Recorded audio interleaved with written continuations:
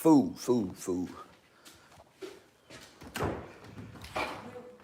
Five things. Okay, baby. Oh, lock the door for me, please. It's a little chilly. Shit. God damn it, it's cold, man. Ooh, we got.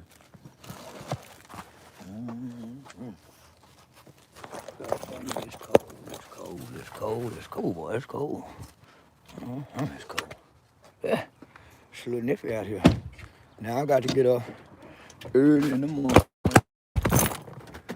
I got to get up early this morning. Where's my life? Y'all bear with me.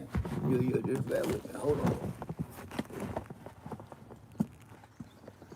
Yeah, I got to get up early this morning.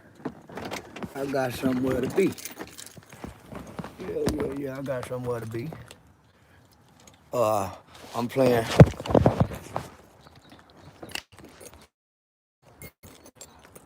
So I gotta jump in my truck today. I gotta go do some truck shit. You niggas ain't got cars and trucks, do you? You bitch ass niggas, hold on. You bitch ass niggas ain't got no cars and trucks now. I know you don't.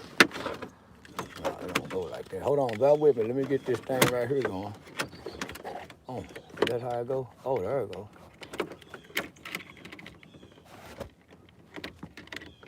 Almost like it go like this. Y'all bear with me. Hold on.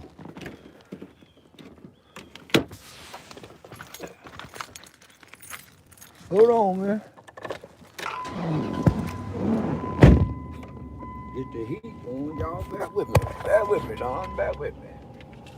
Hold on. Put them like this.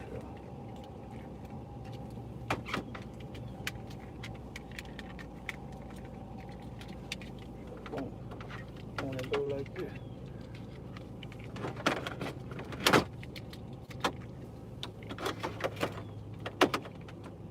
Shit, I don't know how it's gonna go. Well, fuck it. Sit right here.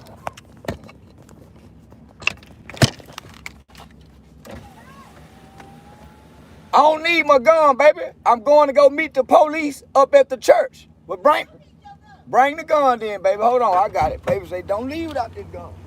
I'm just going to... You still need your gun? Hey, baby.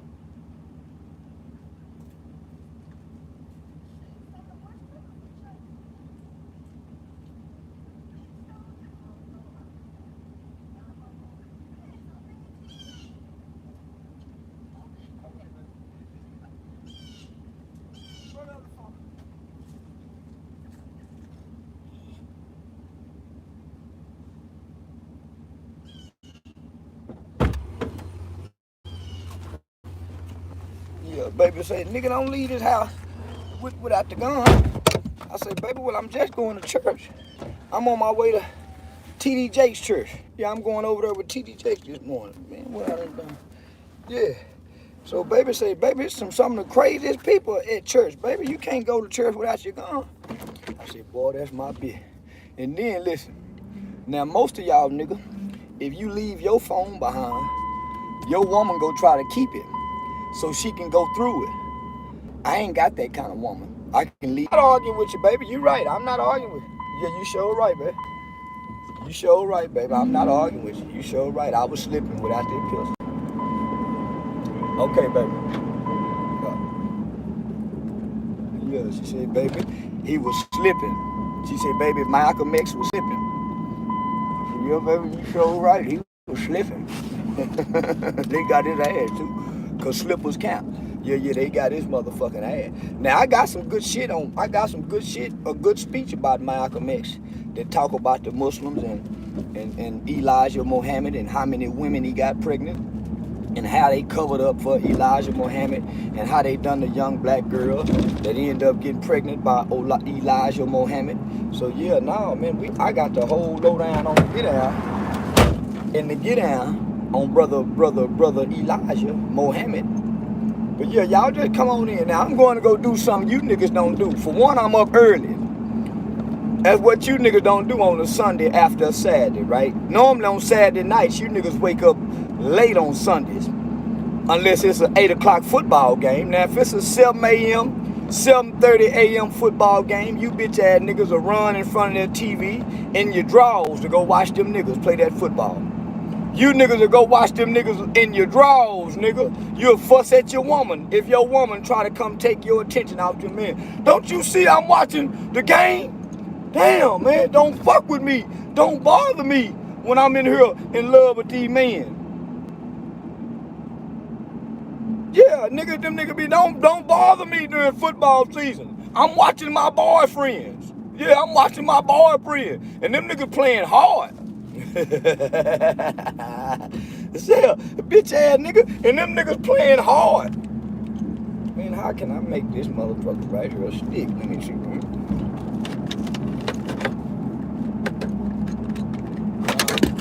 It don't go like that. Let me see. Can it go like this? No, it go like this.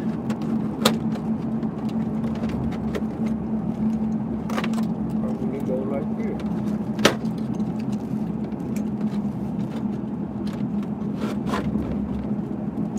Let's see now.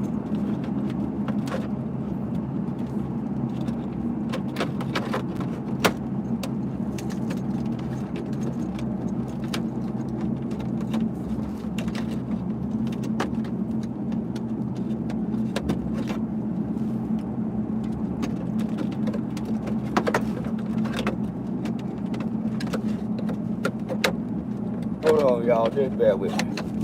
I'm gonna get it. Yeah, nigga.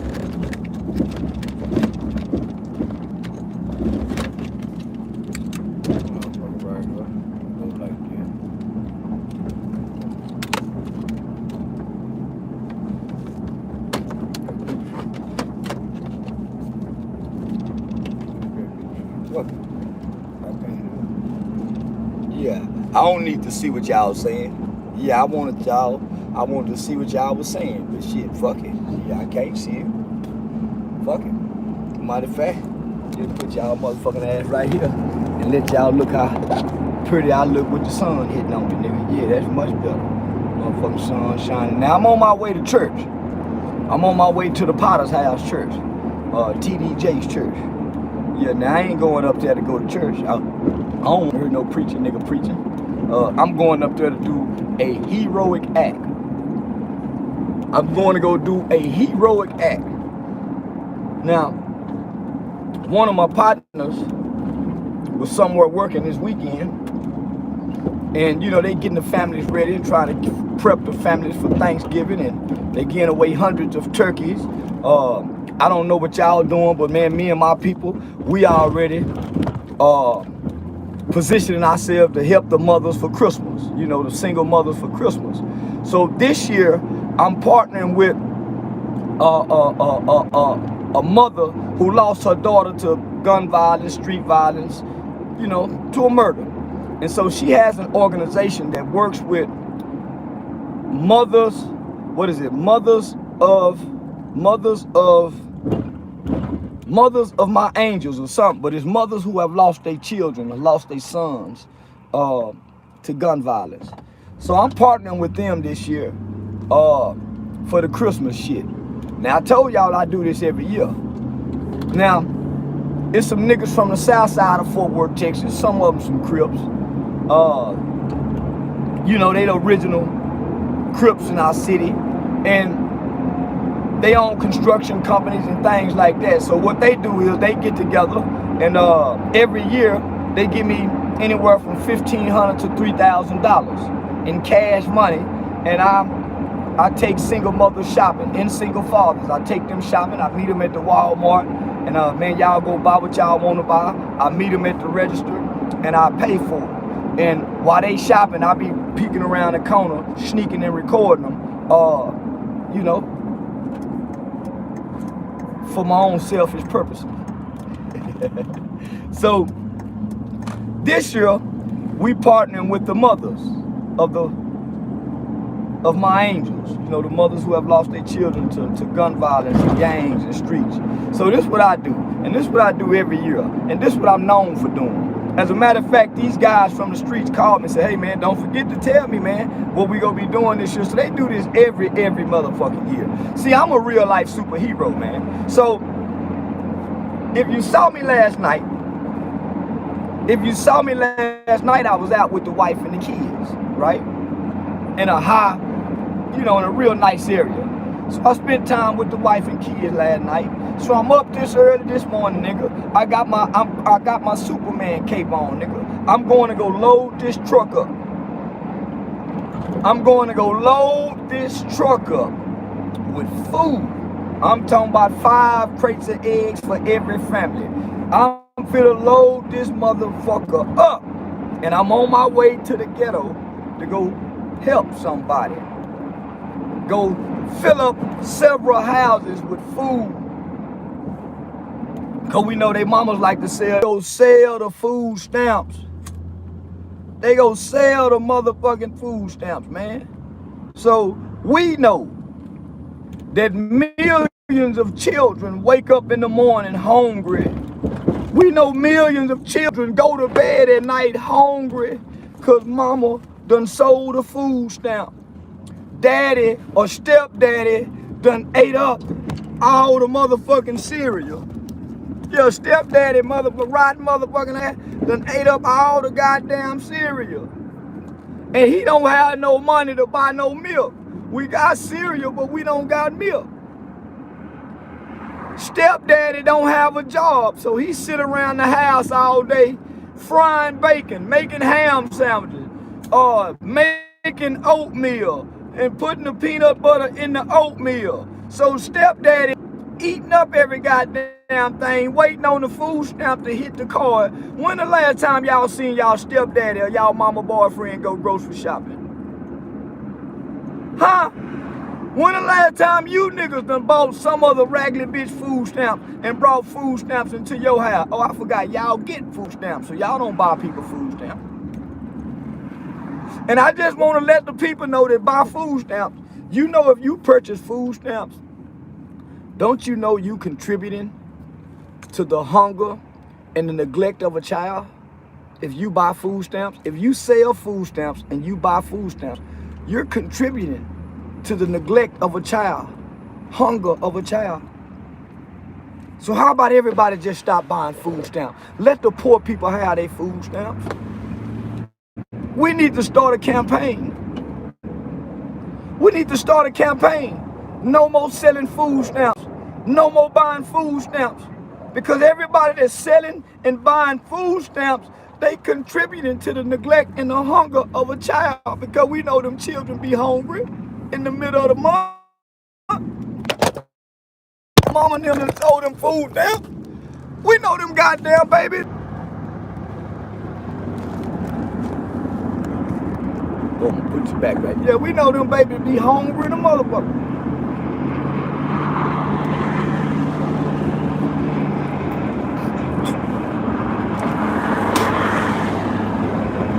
Right now, your baby hungry.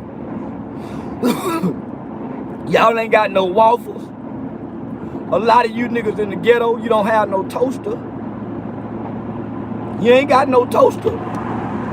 Y'all got a toaster where them babies can put the Lego by Eggo in the toaster, just make the waffles in the morning. You ain't got that. You ain't got that. You ain't got no pigs in the blanket where them kids can put it in the microwave.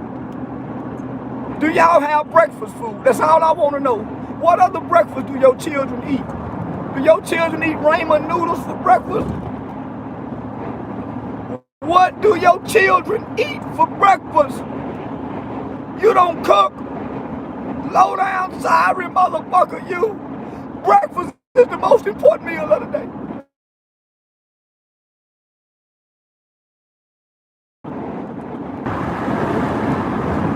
Ain't breakfast the most important meal of the day, people? So why is it that your children don't get the most important meal of the day? You don't wake your babies up for breakfast? That's all I'm saying. Let go my ego. Wake them up. Say, listen, mama finna do something different. In 2022, we making breakfast for babies. In 2022, we making breakfast for babies. Have you sold some of your food stamps this month, bitch? Are you fucking with a bitch that'll sell her food stamp? Talk to me, fellas. We need to rid our communities of some of this poison.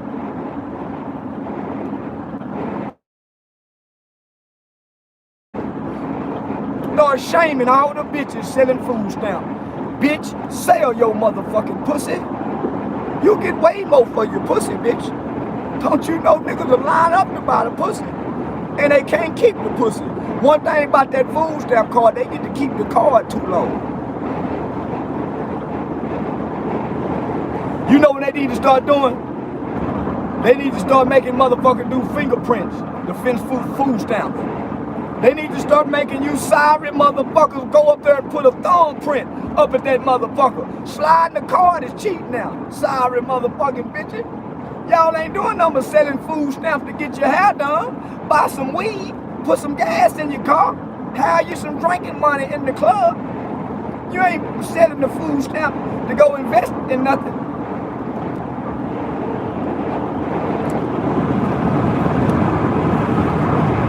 I'd rather you go gamble. Yeah, I'd rather you go gamble. Eye scan, like the jailhouse. Yeah, that's what they need. Sorry motherfucking bitch selling food stamps.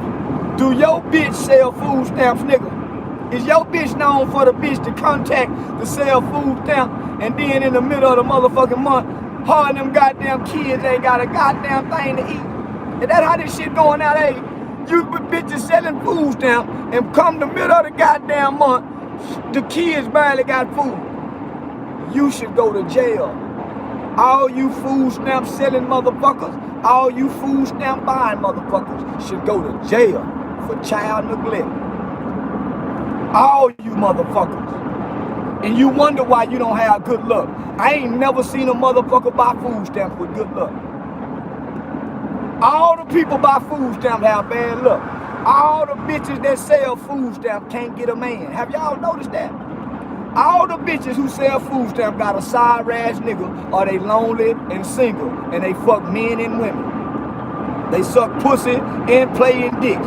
All bitches sell food stamps, fuck men and women. They be some raunchy bitches. I ain't bullshit. They don't give a damn who can make them come. A dildo, a mouth, a man or a woman. They just want to sell some food stamps. And have y'all noticed, everybody who buy food stamps have bad luck? Yeah, that's why I quit buying them motherfuckers. Oh, you buy food stamps too? Yeah, no wonder you on YouTube typing this morning. Look bad the motherfucker. Yeah, I don't buy food stamps. No, I don't buy food stamps. I have. And when I had food stamps, I used to sell mine too, because I didn't need them. Yeah, let me stop saying this.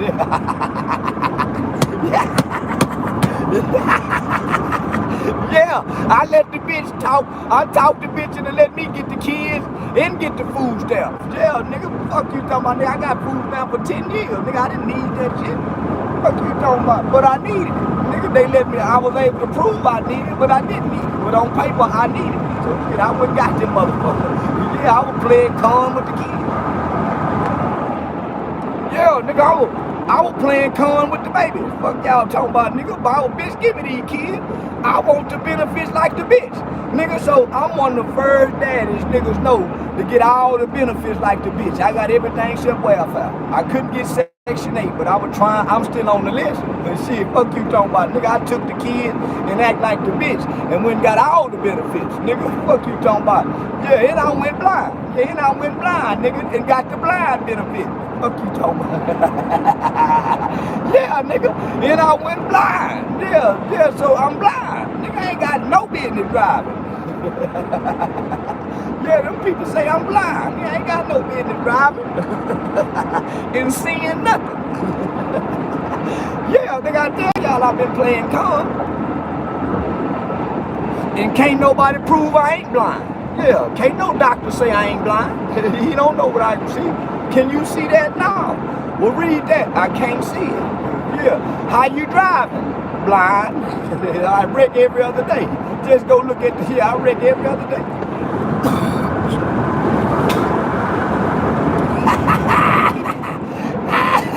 Yeah.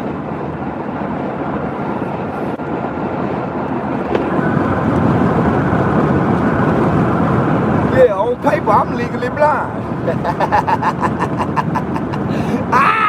But how you driving and you blind? Nigga, Stevie Wonder play the piano blind. Fuck you talking about? Nigga, Ray Charles fried chicken blind. Nigga, when I saw Ray Charles frying chicken blind, nigga, I knew I can do anything blind. Nigga, so I went blind. Nigga, fuck you talking about? Nigga, yeah, nigga, now they showed me Ray Charles can fry chicken blind. Nigga, please. And they give you benefits for being blind. So I went blind. Nigga, fuck you talking about? Nigga, and it worked. Yeah, they think I'm blind. Yeah, nigga, you can go tell whoever you want to tell. He ain't blind, he driving. Nigga, they don't know I can't see. Yeah, nigga.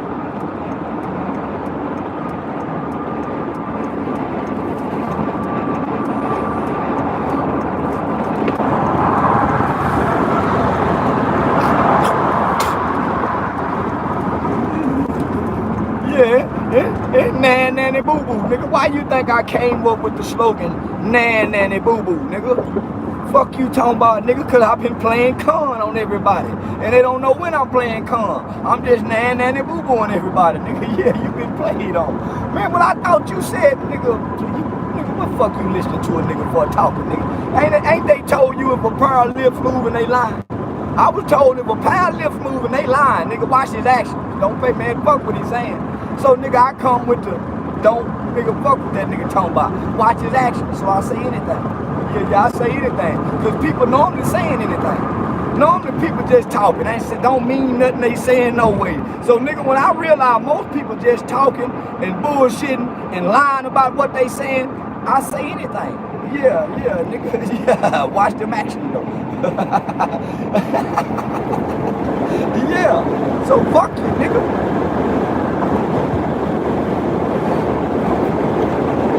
I run this city. I'm the man in my city.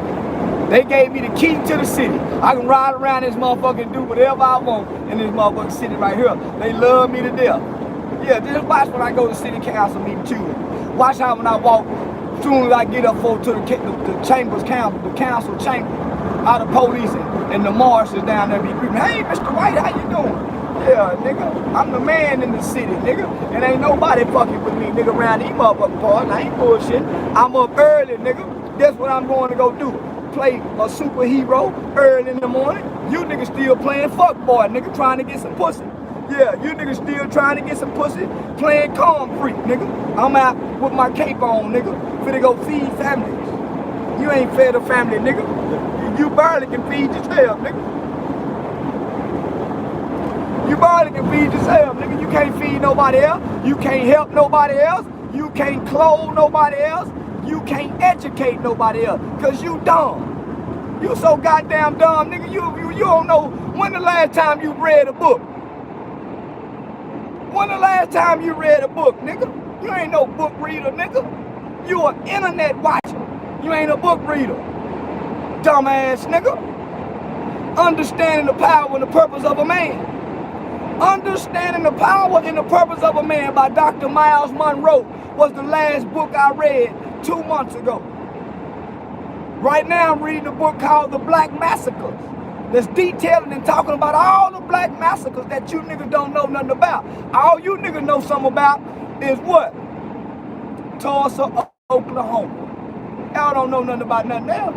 Dumbass niggas, you can't teach nobody nothing, nigga. You can't teach nobody nothing. Dumb, stupid motherfucker, you. You can't clothe nobody. You can't educate nobody. You dumb, nigga. You can't show nobody how to get no money, and you damn sure can't. Rosewood is one of them. Slocum. Look up Slocum. The massacres of Slocum. There's so many goddamn massacres that the niggas had to, oh man. But you dumb niggas don't know nothing. But you can tell me about a rapper. You can tell me about a dumbass gangbanger. Well, they don't put gangbangers in books. Not for history.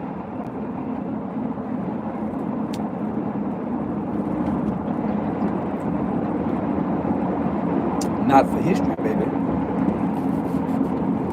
Not for history, baby, they don't. Hey, now listen, people. I did something that I normally don't do. But you gotta go to Instagram and see what I done. I hugged a California Crip nigga with my cyber arms. Man, I went on my Instagram channel yesterday, and I didn't have no intentions on doing this. I ain't had no motherfucking intentions on doing this. But boy, I went on my Instagram channel yesterday. So I'm gonna put y'all ass right there. Yeah, I'm gonna put you right there. So I went on my Instagram channel, and I seen somebody's name pop up in the comment section. And when that nigga name popped up in the comment section, he this big time Crip. Yeah, he this big time rolling Crip. So I'm saying, oh man, y'all look who we got here. Oh man, he over here fucking with me. So yeah, I gave him a hug. Yeah, I gave him a cyber hug. And then I gave him some cyber dap. What's up, my nigga? Yeah, I'm fucking with you. Yeah, I only done that to one Crip. I ain't never done that before. Never ever have I gave a nigga some cyber dap. What's up, Crip? That nigga there is a good Crip, is what I said. Yeah, what I said, that nigga there is a good Crip. And if y'all, yeah, we might can like a Crip like him. Give me some dap, my nigga. Matter of fact, give me a hug. And I hug the Crip nigga online. Now, if y'all want to see which Crip nigga got a hug from me online in front of the world, you got to go check it out on Instagram. I ain't telling you. Yeah. Instagram and YouTube normally don't fuck with each other. But shout out to the Crip nigga I gave a hug to yesterday. Yeah, nigga, you growing on me. Yeah, and if I ever decide to have a Crip friend, you go be my Crip friend, buddy, from California. I might not be friend with now another motherfucking nigga out of Los Angeles, California, but you go be my Crip buddy. Yeah, nigga, matter of fact, I'm inviting you to Texas. We flying you in, and we gonna take good care of you, nigga. Yeah, we gonna make sure you get to live how real niggas supposed to live outside of California. Because California don't take care of they good real niggas. I've been noticing that. California don't take care of they good real niggas. Monster Cody wasn't supposed to die like that. It was supposed to be a nigga jump in front of the bullet for Nipsey Hussle. It's supposed to be a nigga jump in front of the bullet for Nip. Where y'all hollering about y'all love Nip. But I'm gonna show California how to take care of they real niggas. Boy, when them real niggas come home, when them real niggas come home, yeah, man, I don't fuck with you, nigga. I ain't coming to church. Car smell like weed. Fuck, I prefer pull it up in front of the church and the car smelling like a pound of weed. I mean CBD. Yeah, CBD. I'm sorry, CBD. CB motherfucking D. Make no mistake about it. CBD.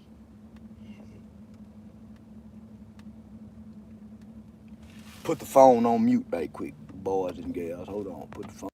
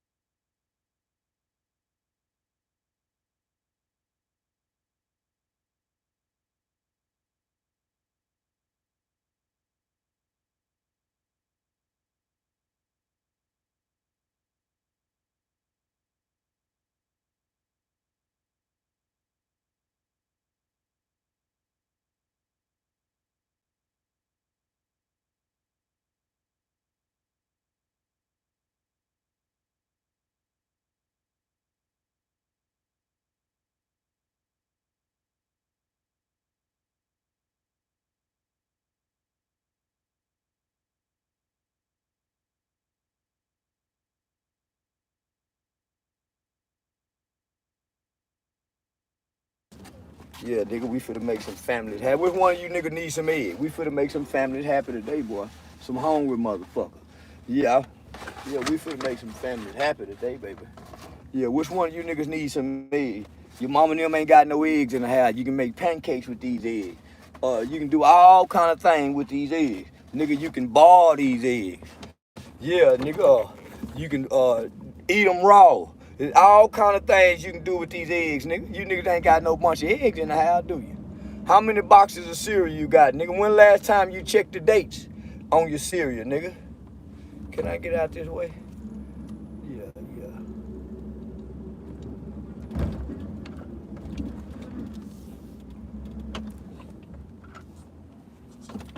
Yeah, when last time you nigga checked the dates on them cereal?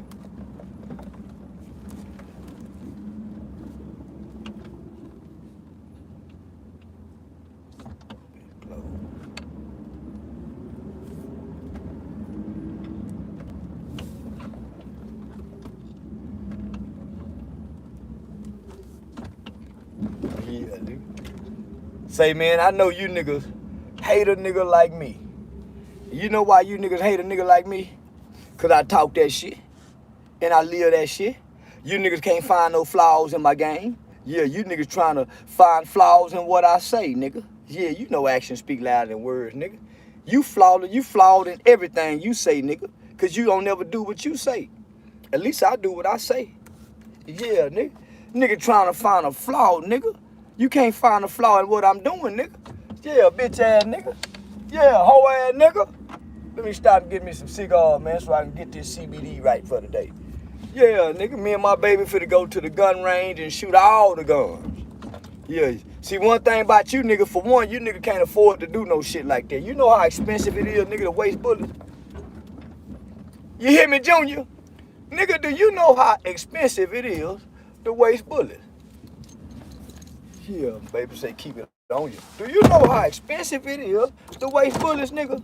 Baby, don't go into the store when you ain't got it on you. That's how they got that boy. Standing in the parking lot, outside the store, and bam. Like a pigeon. No defense mechanism. No defense mechanism.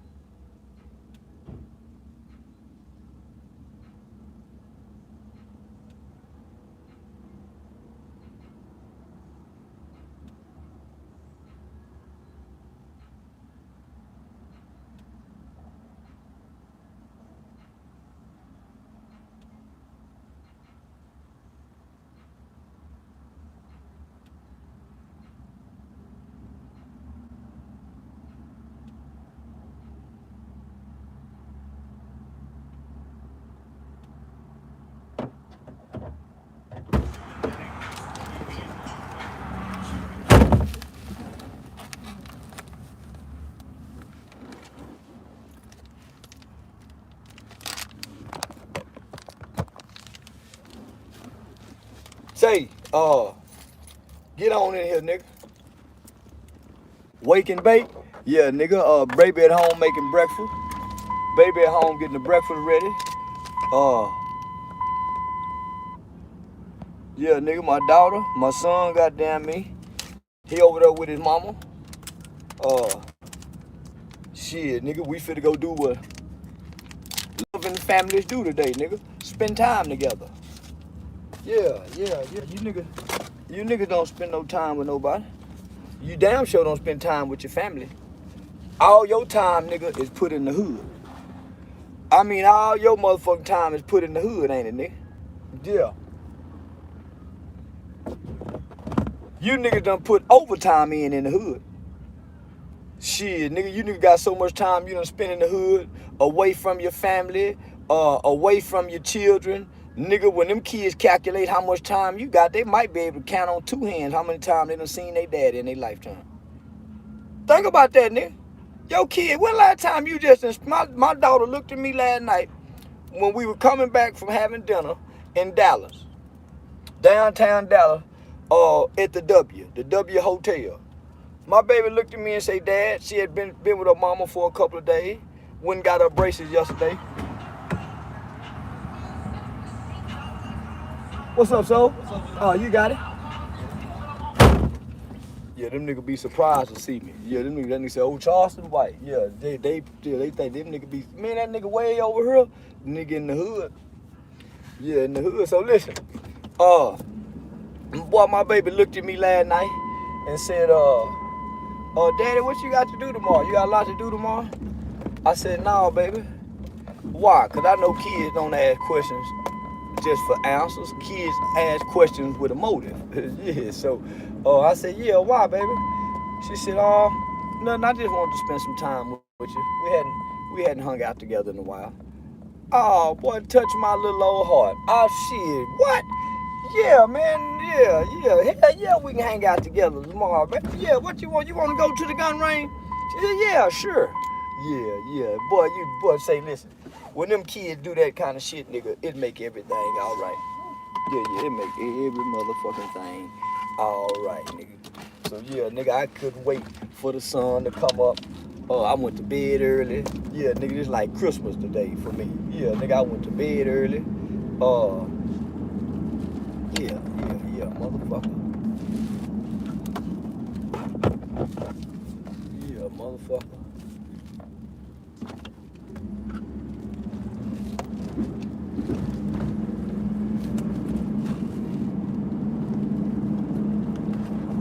Yeah, y'all hold on right quick. This is what you call being loved, nigga. Some of you niggas don't know if your kids love you. Yeah, some of you niggas think she ain't love you, but they ain't showed you. But yeah, you ain't showed them. So nigga, you don't know if they really love you. And they don't know if you really love them, nigga.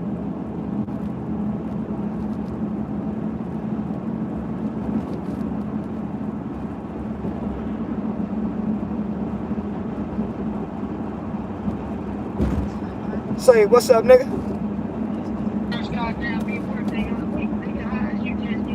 Nigga, I been up now, nigga. Don't try to act like you been up, nigga. I been up. I'm already out the house rolling, nigga. I'm already on a mission, nigga. I got enough food to feed my family, your family, and your family again.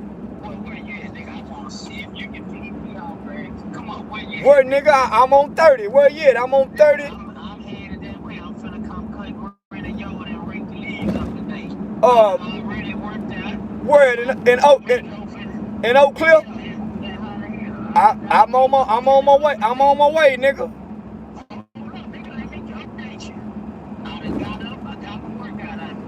Baby off to work, got my workout out the way. And now I done went and I got dinner on.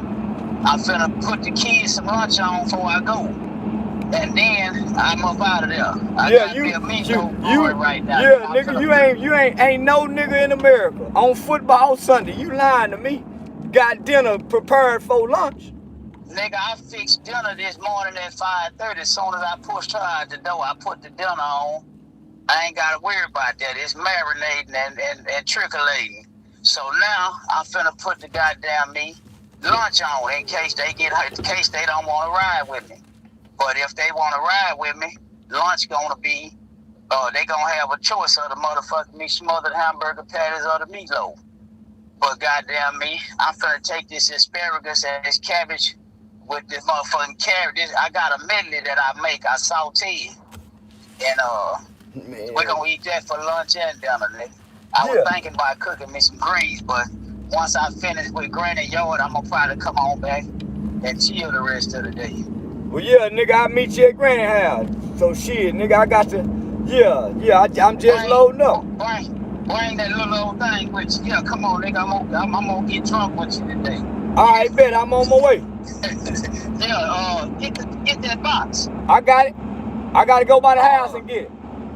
Yeah, we might roll up on damn, man, you ain't seen them yet. Yeah, I gotta roll up on them. Yeah. Yeah,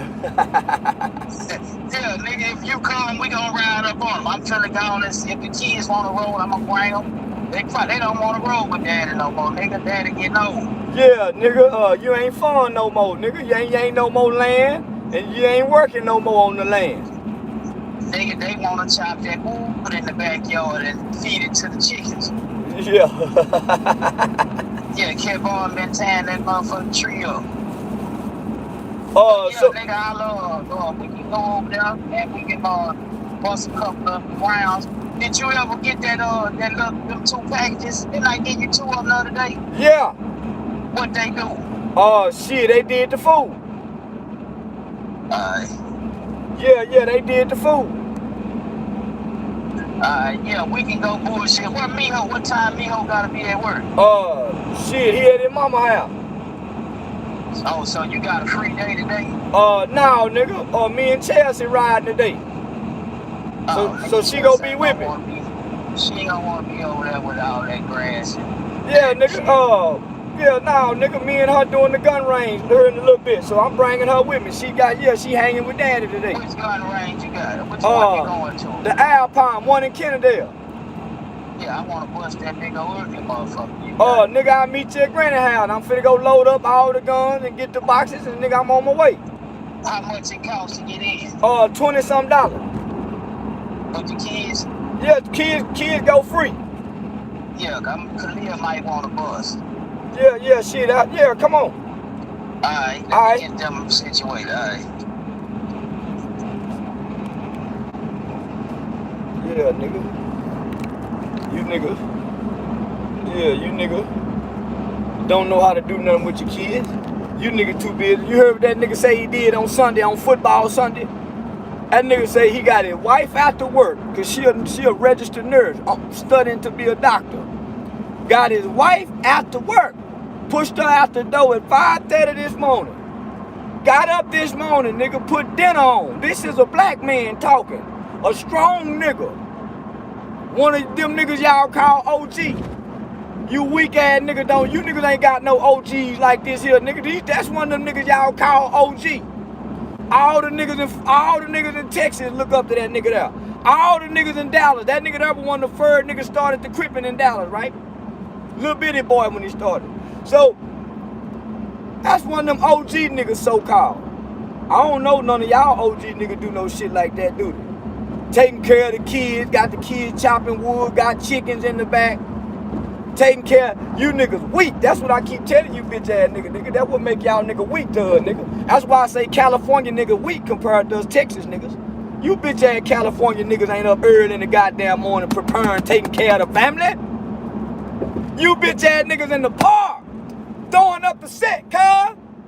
That's what I told you, hoe ass niggas weak. These niggas talking about bitches, sitches, these sitches ain't shit. We don't say that about our women down here. You niggas got ain't shit bitches in California. That's why you niggas ain't shit. And y'all children ain't shit. They coming from them ain't shit bitches y'all bitch niggas making babies with. You California niggas ain't shit. Cause y'all say the bitches ain't shit, nigga. How you think y'all niggas go be something when ain't none of you niggas got nothing? Don't none of you niggas in California got nothing. How the bitch go be something, nigga? She can't come up off you niggas. Y'all call all bitches gold niggas cause y'all broke.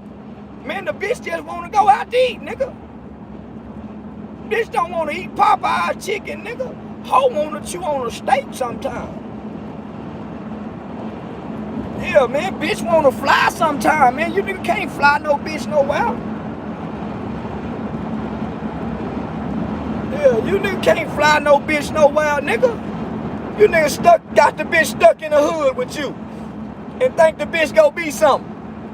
You niggas got the bitch stuck in the hood with you, and you think the bitch gonna be something? Look what you putting in the bitch, nigga.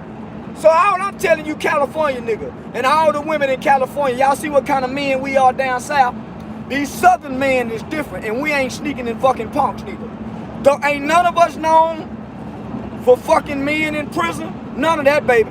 So come on down south. If y'all tired of them California niggas, come on down south and get your big dick southern nigga. Yeah. Say, if y'all tired of them nigga, come on down here and get your big dick southern nigga.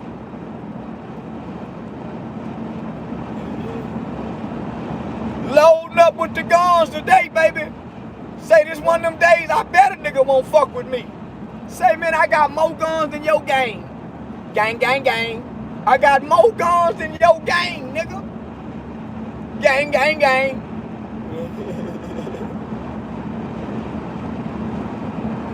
Say, now, I want y'all to listen.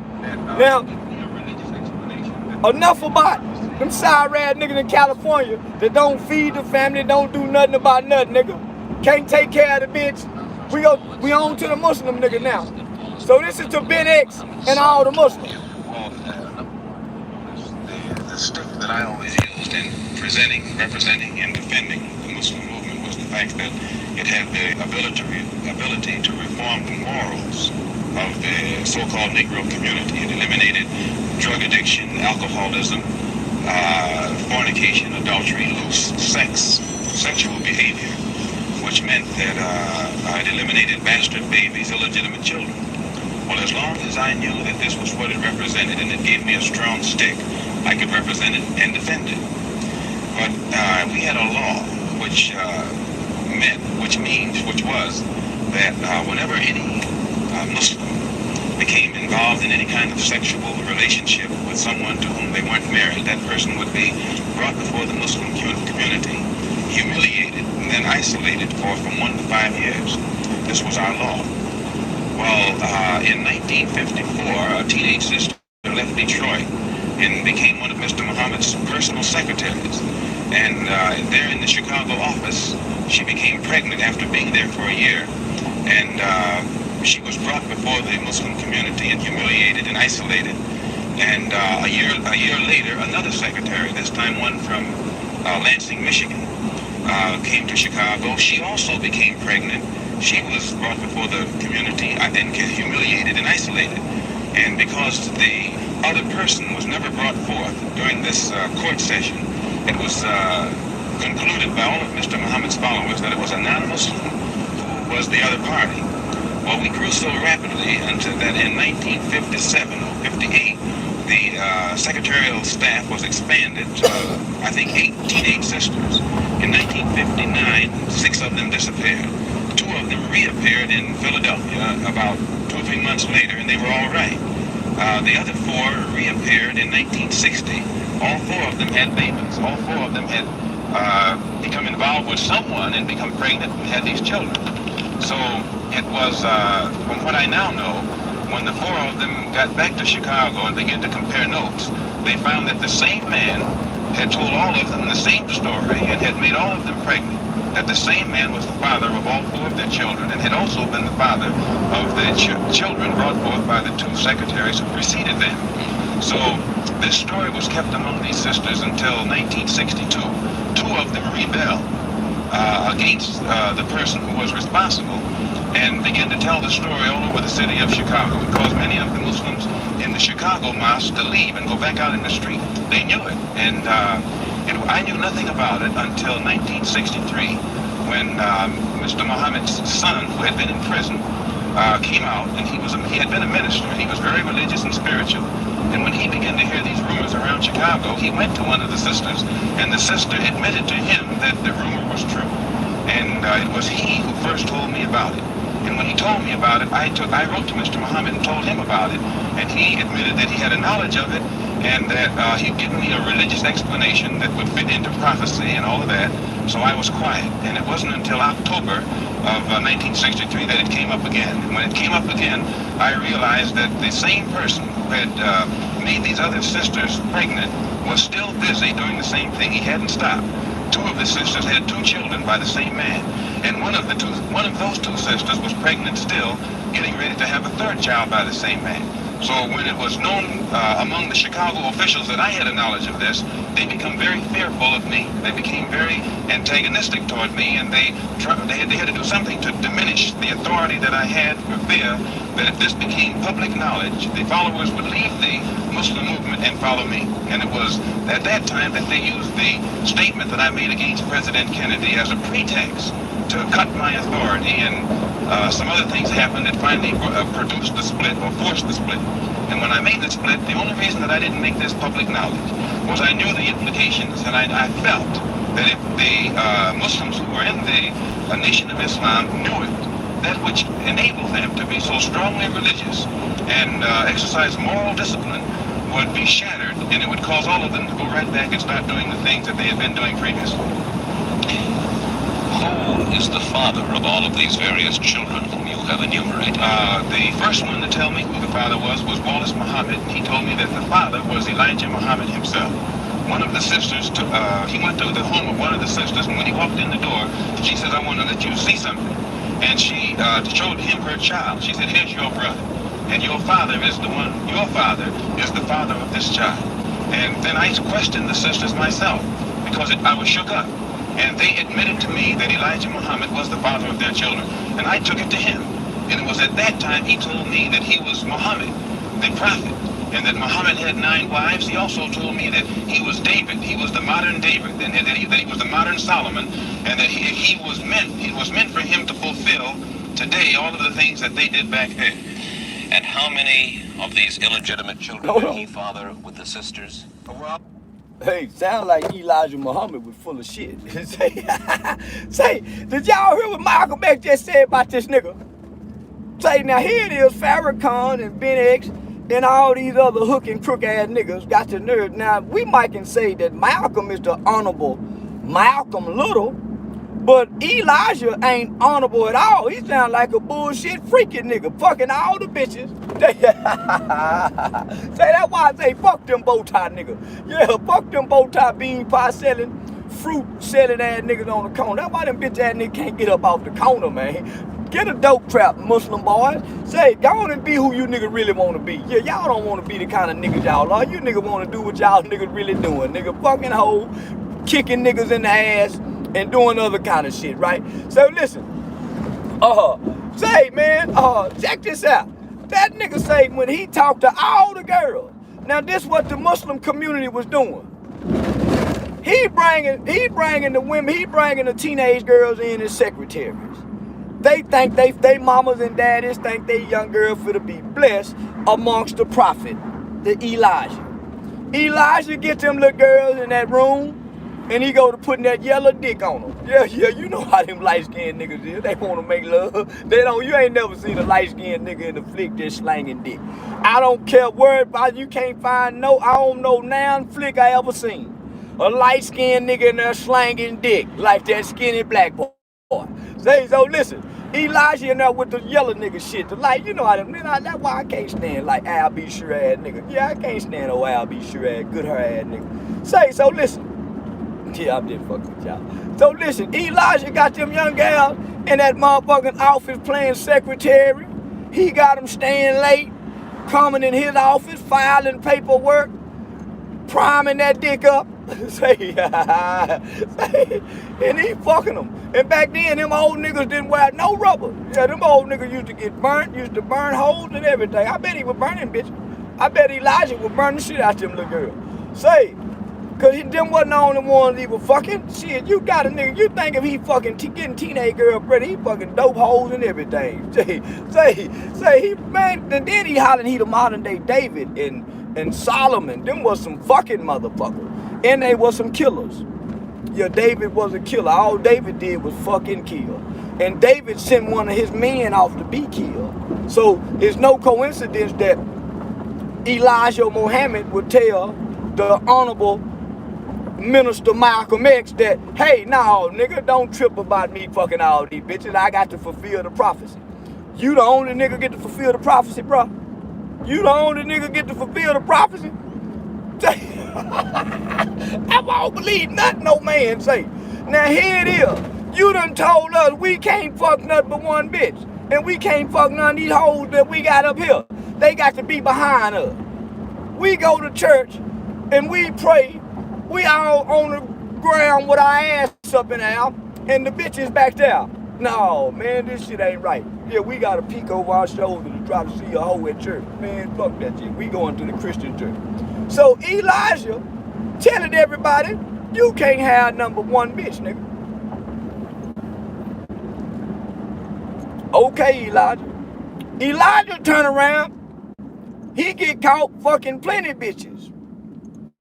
So Malcolm Little, the honorable Minister Malcolm Little, go to Elijah Muhammad fucking motherfucking ass say, hey, listen, partner.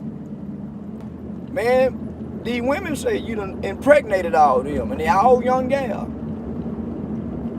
I ain't, no, before you lied to me, Elijah. They all used to be your secretary. All of them, all these little bitches, nigga, done holler about you done got them pregnant, nigga. And they hollered, all of them used to work for you.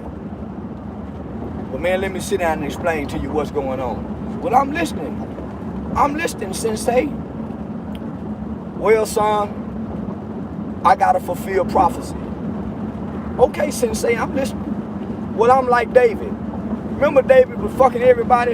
Yeah, and they saw him dancing naked. Yeah, well, I'm the new David. Remember Solomon? Yeah, I remember Solomon. Okay, so that's why you fucking everybody. Yeah. Well, shit, nigga, why you kick me out the church for speaking against the white man? Man, I had to do that, man. You know, the white man give us the money, so I had to do that. I had to do, don't get mad at me about that, man. But you fucking, man, listen, I'm the prophet. God sent me down here. Can't nobody else fulfill this shit that's in the Bible. So God sent me down here. I gotta fulfill all the prophecies. Nigga, you bullshit, nigga. I'm sitting over here broke. Man, my wife mad, the motherfucker. Y'all driving Lincolns and Cadillacs. You standing in this big ass house. And nigga, I'm in this duplex over here in Harlem. Yeah, I'm standing in motherfucking duplex in Harlem, nigga, and we got to get picked up by your goons. Man, my wife mad the motherfucking me, nigga, and I'm following you, and everybody know you fucking all the hoes. And then when you get the hoes pregnant, y'all shame the bitches into isolation and make them disappear. Man, you wrong in the motherfucker, nigga. I done put everything on the line for a nigga like you. I've been protecting you, man. And here it is, you a low down, dirty, rotten, nigga, freaky dick motherfucker. Freaky dicky. Yeah, I quit the nation. Freaky dicky, you ain't got to kick me out no more. Yeah, freaky dicky Elijah. Yeah, and so they been trying to hide that secret from us. Don't want to be honest. Say, yeah, man, he wasn't a prophet. He was just a man. But you heard what Malcolm said. So many people done change and transform their lives in the name of the prophet Elijah. So he couldn't shame the man. It'll hurt the people. A lot of people found out and quit the Nation of Islam. A lot of people found out that man was a freaky deaky. Yeah, he wasn't no motherfucking prophet. He was freaky deaky. And we're hollering about he like David. You a goddamn lie. You ain't slayed no Goliath. You a motherfucking lie, Elijah. You are the Nation of Islam, nigga. You ain't slayed no motherfucking Goliath, nigga, for you to stand before the people hollering about you a new motherfucking David. You a lying motherfucker. Shit, you lying to me. You lying to me, motherfucker. I'm the new David. Nigga, what the Goliath you done slayed? Farrakhan ain't slayed one. Nigga, Tupac ain't slayed now, nigga. I slayed a Goliath, nigga. I got juvenile life without parole off the back of our children, nigga.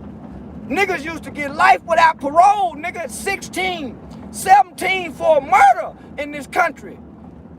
Nigga, I got that off the backs of our babies. Don't tell me about freaky deaky no more.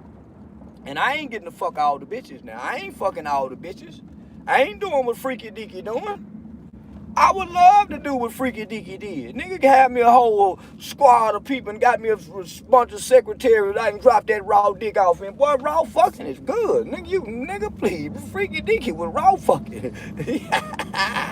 That's my kind of nigga though. But at least tell the truth about the nigga. Same with Reverend Dr. King.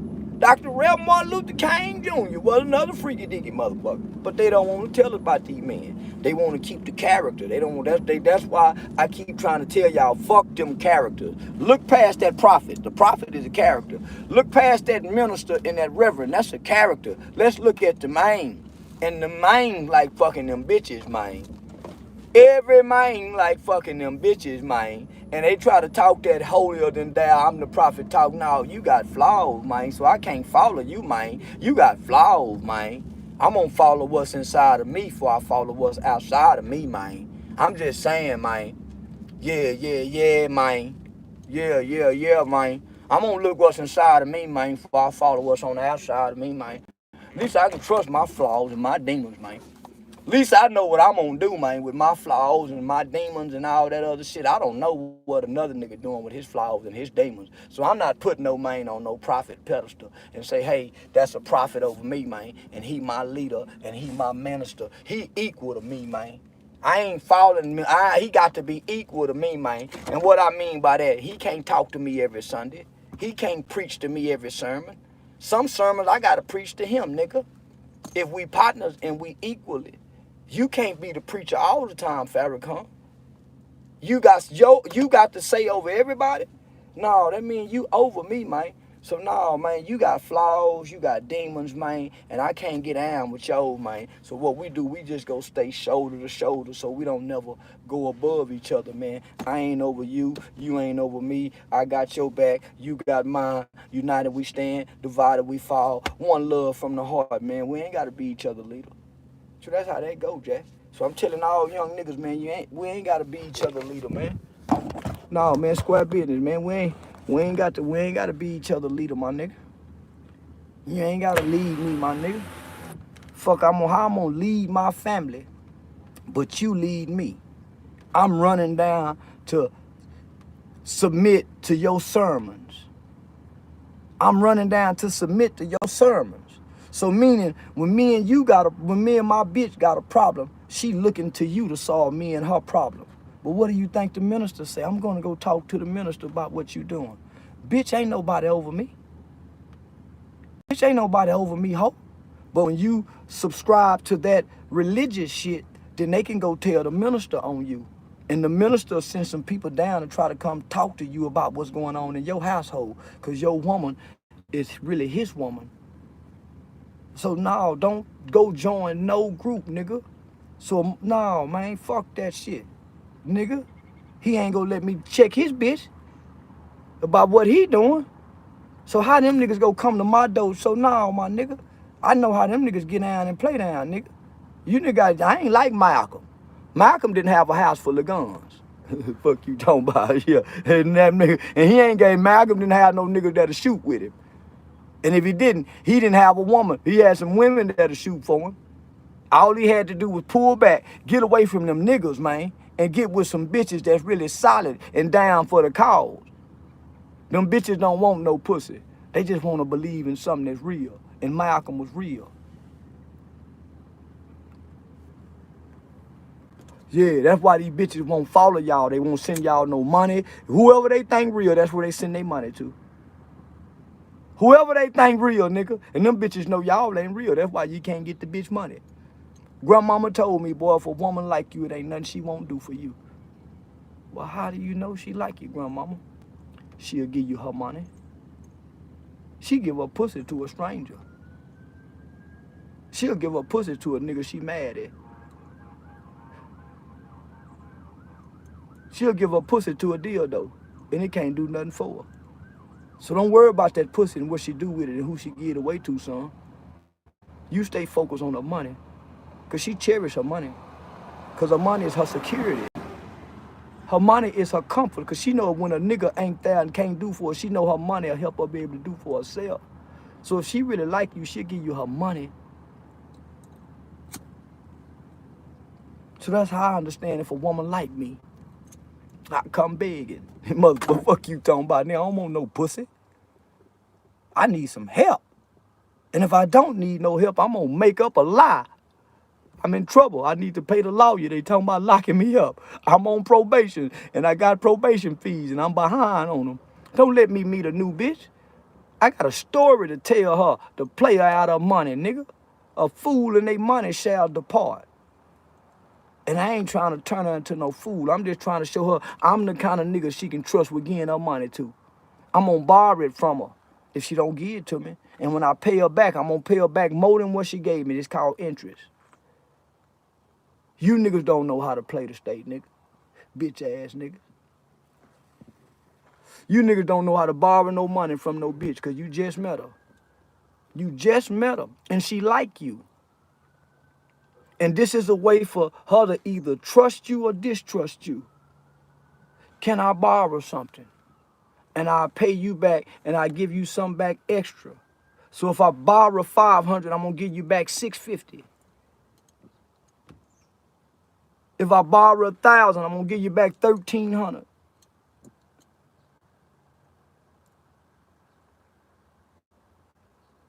And if I can talk her into her giving me the money, I'm gonna let her see I took the money and done something with the money. That I didn't go fuck the money out.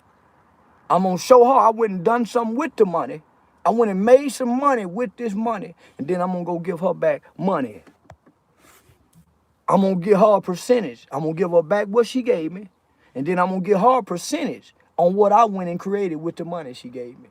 Cause I done made her an investor and she don't even know that. I done made her an investor, especially if the bitch got some money. I done gave her a return on her investment, which is me. See the kind of game I got, ladies? That's how you win her over, nigga. Go to fucking with her money and doing right by her with the money. Yeah. That's how you win her over, nigga, not fucking her. Then if you come with that bad dick, boy, you come with that dick, nigga, that'll set her hair on fire. Ooh, she gonna become an ATM machine. Just keep doing right by the money and then fucking like the government. Don't fuck her over, just fuck on her good, nigga. Don't use her, don't misuse her. Women have to be used. It's in their nature, they give us. The problem goes when you go to misusing her because you don't know what to do with her. When you go to misusing her, mishandling her, nigga, then you go to abusing her because you don't know how to use her.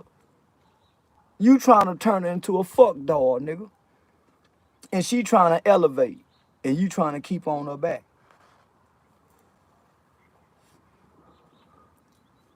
You see the difference, son? In my conversation, your conversation, my mind, and your mind. See what I'm talking about? So yeah, nigga, I keep telling you, nigga, if y'all keep watching me, you go learn something. Especially you dumb gang-banging ass nigga. Especially you dumb gang-banging, gangster ass nigga, try to fight everybody, want to shoot everybody, and you ain't got a big pocket full of money. You ain't even got a big pocket full of money conversation. You ain't even got a big pocket full of money actions, nigga. You don't even know how to get money. So you hang around places. You go places. You hear what I say? You don't know how to get money, my nigga, so you hang around places. Everywhere you go, you hang. And you stay broke doing that. A nigga hanging somewhere. A nigga that's hollering about come over here and do what, my nigga? We go come hang together and do what? We go come hang together and do what today, nigga? Nothing. All day long. We gonna be doing nothing. Getting high doing nothing. Bunch of niggas getting high together doing nothing. Think about that. That's what these niggas do every day. A bunch of niggas meeting up, huddled up together, congregating together, doing nothing. Ain't nothing good coming out of a bunch of niggas doing nothing.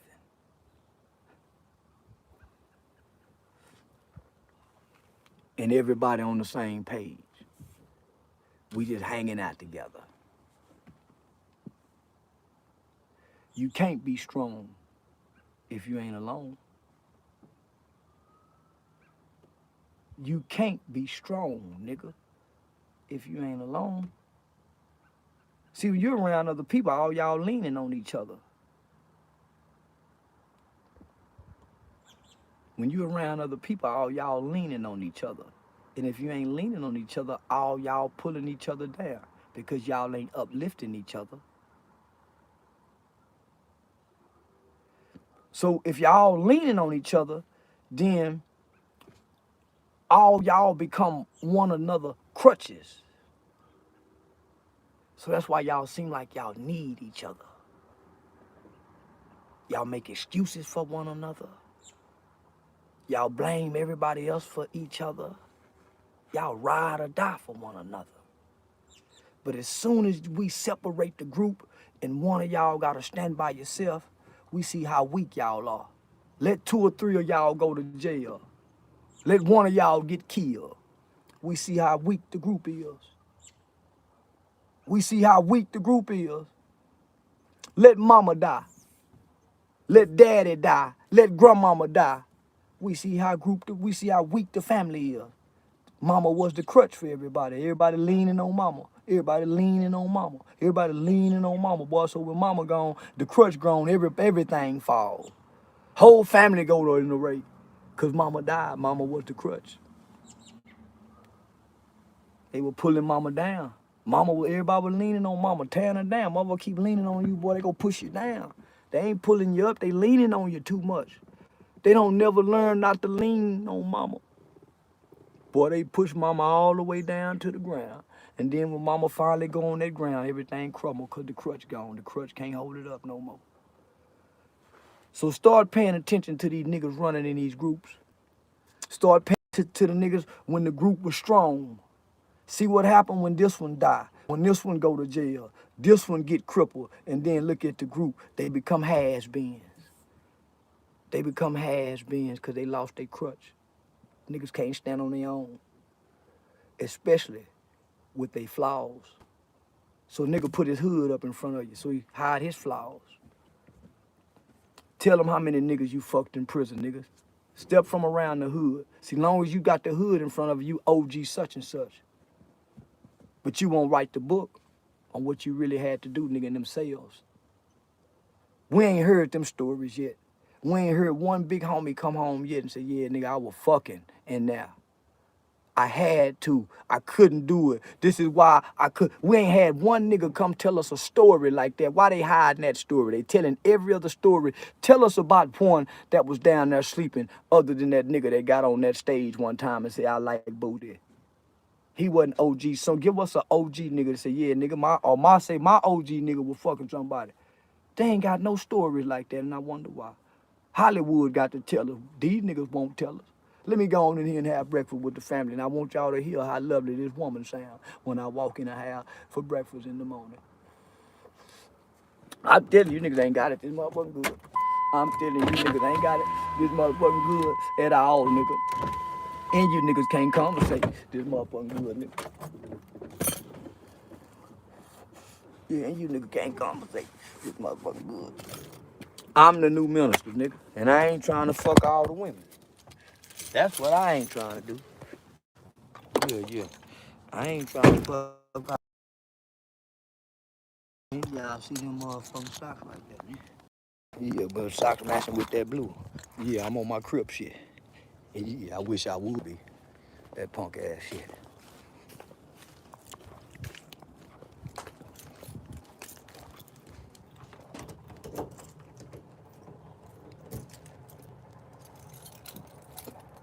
Yeah, motherfucker. Yeah. Oh, yeah, we got to finish playing our Malcolm X shit.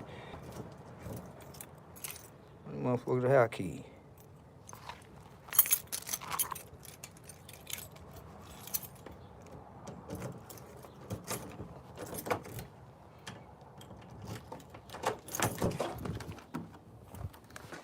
Yeah, I smell that bacon. Yeah, it's some nigga wake up and all they smell is funky ass. Yeah. Some nigga wake up in the morning, they smell funky ass, baby. Bitch ain't bathed, house ain't clean. Yeah. That's how you know it's love in the home. It's food cooking. Yeah, motherfucker. We got biscuits this morning, baby. Yes, baby. We got biscuits this morning. Well, he made 6 sisters pregnant. They all had children. 2 of those 6 had 2 children. One of those 2 is having a child right now. I am told that there is a 7th sister who is supposed to be in Mexico right now, and she's supposed to be having a child by him. For one thing, when you first separate from your wife, it's a physical separation, but it's not psychological. You still have feelings for her, and you protect her. But after the physical separation has taken place for a while, it becomes a psychological separation. It was the same way with me in the Muslim movement. When I first separated, it was a physical separation, but my feeling was still there. And it was only after my trip into the Muslim world and my pilgrimage to Mecca that I really was able to exercise the objective approach to it that enabled me to see that something had to be done to bring this to light. Otherwise, a whole lot of innocent people would be killed needlessly. Well, these revelations that you are now making about Elijah Muhammad, what effect should they have on his following? Well, I very much doubt that any of his followers who really are aware of what he has done would continue to follow him.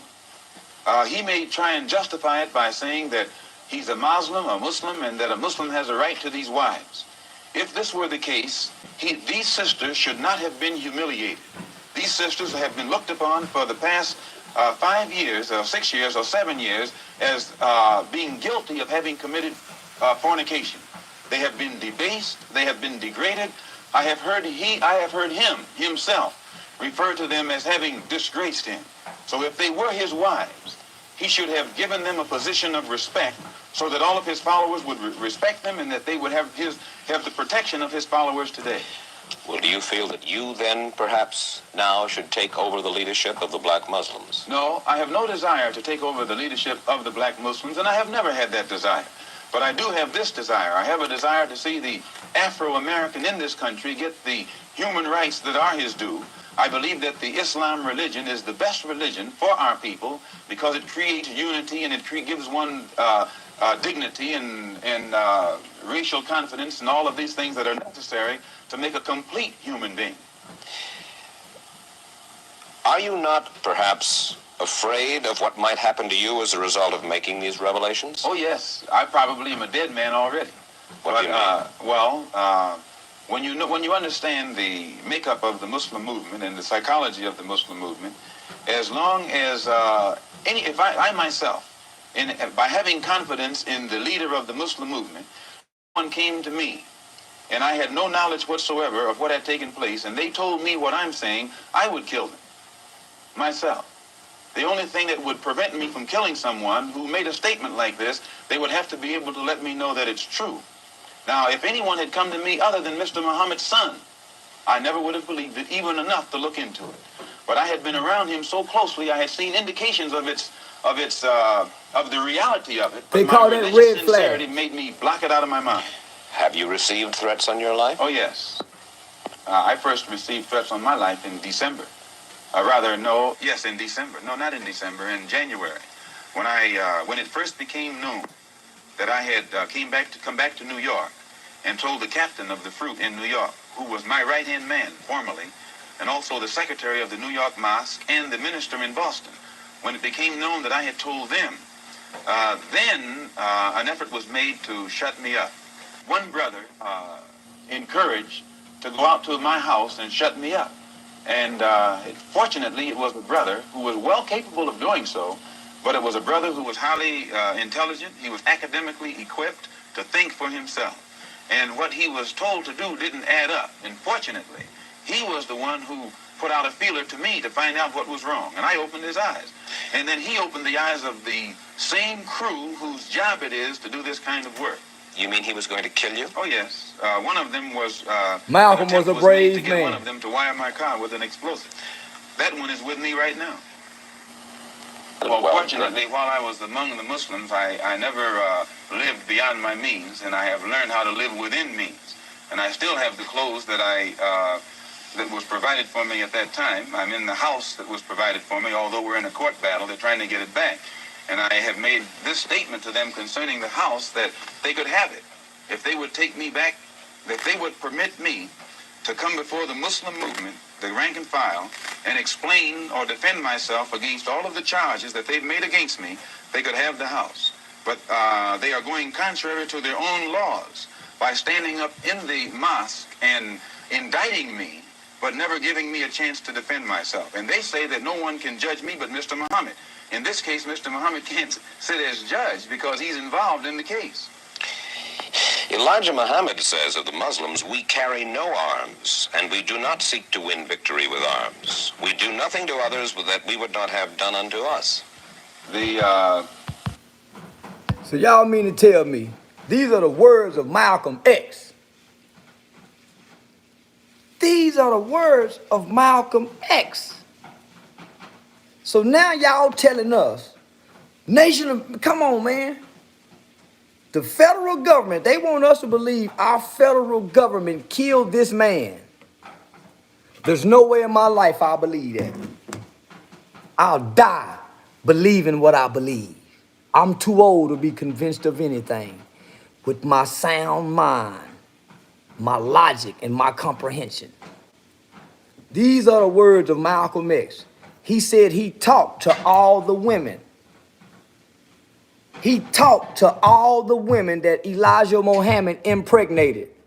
Then he went back and talked to Elijah himself. Elijah gave him a bullshit spiel about, I'm the prophet and I'm David and these are my wives, but he shamed all these women. The Muslim community was complicit in shaming all of these women. Everybody who had knowledge of the Nation of Islam and Elijah Muhammad's dealing with these teenage secretaries all shamed these women. Man, the Nation of Islam killed Malcolm.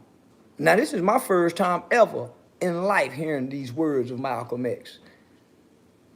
This is the first time ever in my life hearing these words of our brother Malcolm X.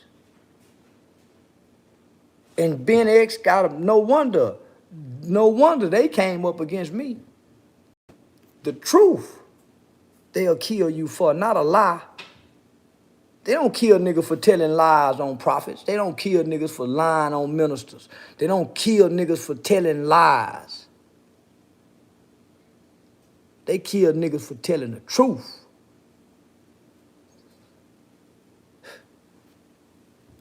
Hear all them threats? He said, oh, yes, I'm probably a dead man already.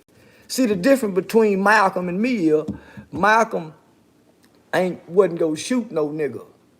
Malcolm didn't carry a gun. Malcolm didn't practice killing no nigga. Yeah, Malcolm didn't train to kill no nigga. Malcolm didn't buy bullets. Malcolm didn't have a bulletproof vest. Malcolm don't go to the gun range. Malcolm didn't teach his daughter how to shoot. Malcolm didn't teach his sons how to shoot. Malcolm didn't teach his mama how to shoot. Malcolm didn't teach his wife how to shoot. So Malcolm got shot. The Nation of Islam rule is we're not gonna win with arms. I don't want them niggas then. Elijah Muhammad is telling black people that the Muslim community will not win our righteousness or win or overcome with arms. He must work for the white man. He wasn't no different than Dr. King with that let a nigga hit you and don't hit him back shit.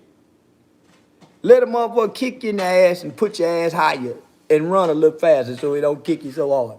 No, you turn around and hit that motherfucker that's kicking you in your ass. Turn around and kill him. Motherfucker ain't got no business touching you. You kill him. Putting his motherfucking hands on you. Any motherfucking body. Putting their motherfucking hands on you, touching you, trying to mistreat you and do you bad. Stop you from doing what you trying to live. Your right to life, pursuit, life, liberty, and the pursuit of happiness. That's what this ground say we can do. And you can't violate my liberty nor my pursuit of happiness. And I'm not hurting nobody. They killed Malcolm X, man. And want to try to tell her, man, fuck you, Ben X. And everything like you niggas in them bow ties, nigga. No, man, y'all ain't right. 2 others were sent after me with revolvers by Joseph, the captain of the crew in New York. They were armed. When a Muslim is attacked, and you'll find this to be the pattern, when the Muslims were attacked in Monroe, Louisiana, Elijah Muhammad gave no signal to anybody across the nation to come to the defense of their brothers. When our brothers were attacked in Los Angeles, again, Elijah Muhammad gave no signal to anybody to come to the defense of those brothers. Never have the Muslims anywhere in the country gotten any kind of instruction from the national office or told y'all on how to defend themselves when they are attacked by outsiders. The only time the Muslims have ever been given any instructions to commit violence is when that violence is directed against a fellow Muslim. His follower. I told y'all this before I ever even heard this. I said them niggas won't kill nothing but a Muslim. They won't kill number one of us, homie. Never in the history of the Nation of Islam have them bow tie suit wearing niggas stood up to the police, the Ku Klux Klan. They ain't never killed no white man. They ain't blew up no motherfucking buildings. They ain't got no suicide bombers. How they strong? How they strong? They won't kill nobody. Especially not no Peckerwood white boy. Talk that shit about the Jew, but they won't kill one.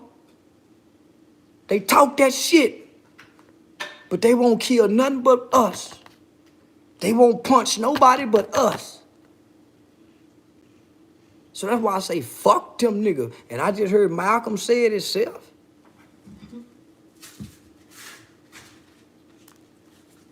I just heard Malcolm say it himself. Them niggas were all throughout the nation.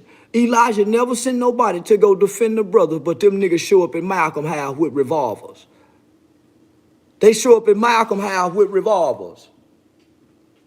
Man. Followers are violent against Negroes. Against Negroes? Yes, his followers will go out and attack another Negro, like they will attack me, or they will brutalize a fellow Muslim who breaks the law. But you don't find those same followers going out and becoming involved in the Negro struggle in any way whatsoever. Now, the violence that he accuses me of is my tendency to want to participate in the struggle of the Negro at all levels. This is what he calls violence. One question before we go further with that. Has Wallace Muhammad left the black Muslims? Wallace Muhammad was put out of the Muslim movement right along with me. As far as you are concerned, you will accept the fealty, if you will, of any Negro anywhere under any conditions. You have to define fealty. Well, you won't want them to give you their loyalty. Not me, their loyalty. I'm not seeking for the loyalty of any Negro, but I am seeking that Negroes to learn how to be loyal to themselves. And when the Negro learns how to be loyal to himself, our problem is pretty well solved. Minister Malcolm, you have suggested that there are all kinds of movements in Harlem growing that you and I don't know about. Oh yes, frustration itself has been sufficient. All that was necessary to make Negroes realize the importance of banding together, and Negroes are banding together. Banding together in what kind of movements? Different kinds of movements, all kinds of movements, and they remain almost invisible. They remain almost unknown, but yet they are there. When I say invisible, I mean invisible in the sense that their existence is unknown, and no matter how much you try and track them down, you can't find them. And never try and find them through the Negro leaders. The Negro leaders are famous as apologists. If you recall, one of the most famous Negro leaders in 1959 was asked by you about the black Muslim movement. And he said he knew nothing about it. And the next moment, you flashed a picture on the screen with him shaking hands with me. So, if you will recall. So this is their policy. This is their attitude or their reaction. They never know what's going on in the Negro community. And what form will the activities of these various so-called invisible movements take in Harlem this summer? An example. Commissioner Murphy. Almost every statement that Commissioner Murphy makes would give you the impression that he's encouraging the police, rank-and-file policemen, that to take whatever method or measures necessary to hold the Negroes in check. He feeds the type of statistics to the white public to make them think that Harlem is a complete criminal area, that everyone is prone toward violence. This gives the police the impression that they can then go and brutalize the Negroes or suppress the Negroes or even frighten the Negroes. Whenever something happens, 20 police cars converge on one area. This doesn't frighten Negroes. So it means that someone is either misinforming Commissioner Murphy and making him use tactics this year that he would not use 4 years ago, or that the former policeman Kennedy would not use. And this force that is so visible in the Harlem community creates a spirit of resentment in every Negro. They think they're living in a police state, and they become hostile toward the policeman. They think that the policeman is there to be against them rather than to protect them. And these thoughts, these frustrations, these apprehensions automatically are sufficient to make these Negroes begin to form means and ways to protect themselves in case the police themselves get too far out of line. You have called for self-defense units, rifle clubs, ready to execute on the spot those who threaten Negroes. I don't think that I said that. Yes, you did. No, I don't think I said that. All right. I have called for rifle clubs that I think Negroes should, in areas where the police, whether it be federal, state, or city, have proven their inability or their unwillingness to defend Negroes, the lives and the property of Negroes, then it's only intelligent and it's only right that Negroes protect themselves, and I have encouraged them to buy a rifle and a shotgun, which according to the Constitution is legal. For what? Not buy a pistol or something like that, but a rifle or a shotgun, which is constitutionally legal. For what purpose? So that at any time, anyone makes any effort whatsoever to brutalize them or attack them or endanger them, they should have something to defend themselves. And in a country that spends, I think, $50 billion a year for defense alone, I'm shocked that there's apprehension over Negroes trying to do something to defend themselves. Well, who will determine when the Negro is endangered? I think that if the government is concerned, instead of being so worried about what the Negro is going to do, the government should stop dragging its feet and take the initiative necessary to eliminate the injustices that frustrate Negroes and drive them into a method of defense such as this. You've said, Minister Malcolm, you have to expect the Negroes to rise up sooner or later. Oh, yes. What does that mean? Well, just the same thing that it meant in South Vietnam and these other places where you find oppressed people. Sooner or later, they rise up against the oppressor. When the Jews were being brutalized in Poland, there came a time when they couldn't take it anymore, and they fought back. They didn't have too much to fight with, but they fought back. And I think every oppressed people, no matter how meek and humble they are, after you drive them so far, they're going to strike back. This is our children's Does that generation. mean that you expect to organize battalions This is the young people that we're seeing right now. Paramilitary units in various Negro ghettos around the country and establish this coming summer for violent action? No, but I think that most Afro-Americans, so-called Negroes, have reached the point of no return and are taking it upon themselves to be prepared if the necessity ever arrives. Reach the where they point will of have no to do return. something to defend themselves. Well, there was talk a month ago, you remember, I've of been a group saying in it. Harlem called the Blood Brothers, I've been who saying left it. the black Muslims when you did, and then later parted company with you, we are told, because the tactics that you espoused were too mild. What do you know of them, the Blood Brothers? Well, I certainly wouldn't apologize for them. I think that the approach, if such a group as Blood Brothers exists, Does it? I say, I think all Negroes are blood brothers. Every Negro I know is my blood brother. Oh, but Minister Malcolm, we're My talking nigga. about a group said to number My nigga. up to 400, probably more, who confess themselves to be anti-white as you are. They disbelieve in nonviolence as you do. One group among them is said to believe in violence, even in murder, almost for violence sake. Another group among them are said to believe in violence only for retribution, to strike back. Well, if such a group as the Blood Brothers exists, it doesn't shock me. I would only be shocked at white people being shocked, because the conditions that prevail, Mike Wallace, are such that it's a miracle that such group hasn't formed a long time ago. But do they exist to your knowledge? I think every Negro in Harlem is a blood brother, whether he admits it or not. When you find dissatisfied My Negro, nigga. that's Harlem.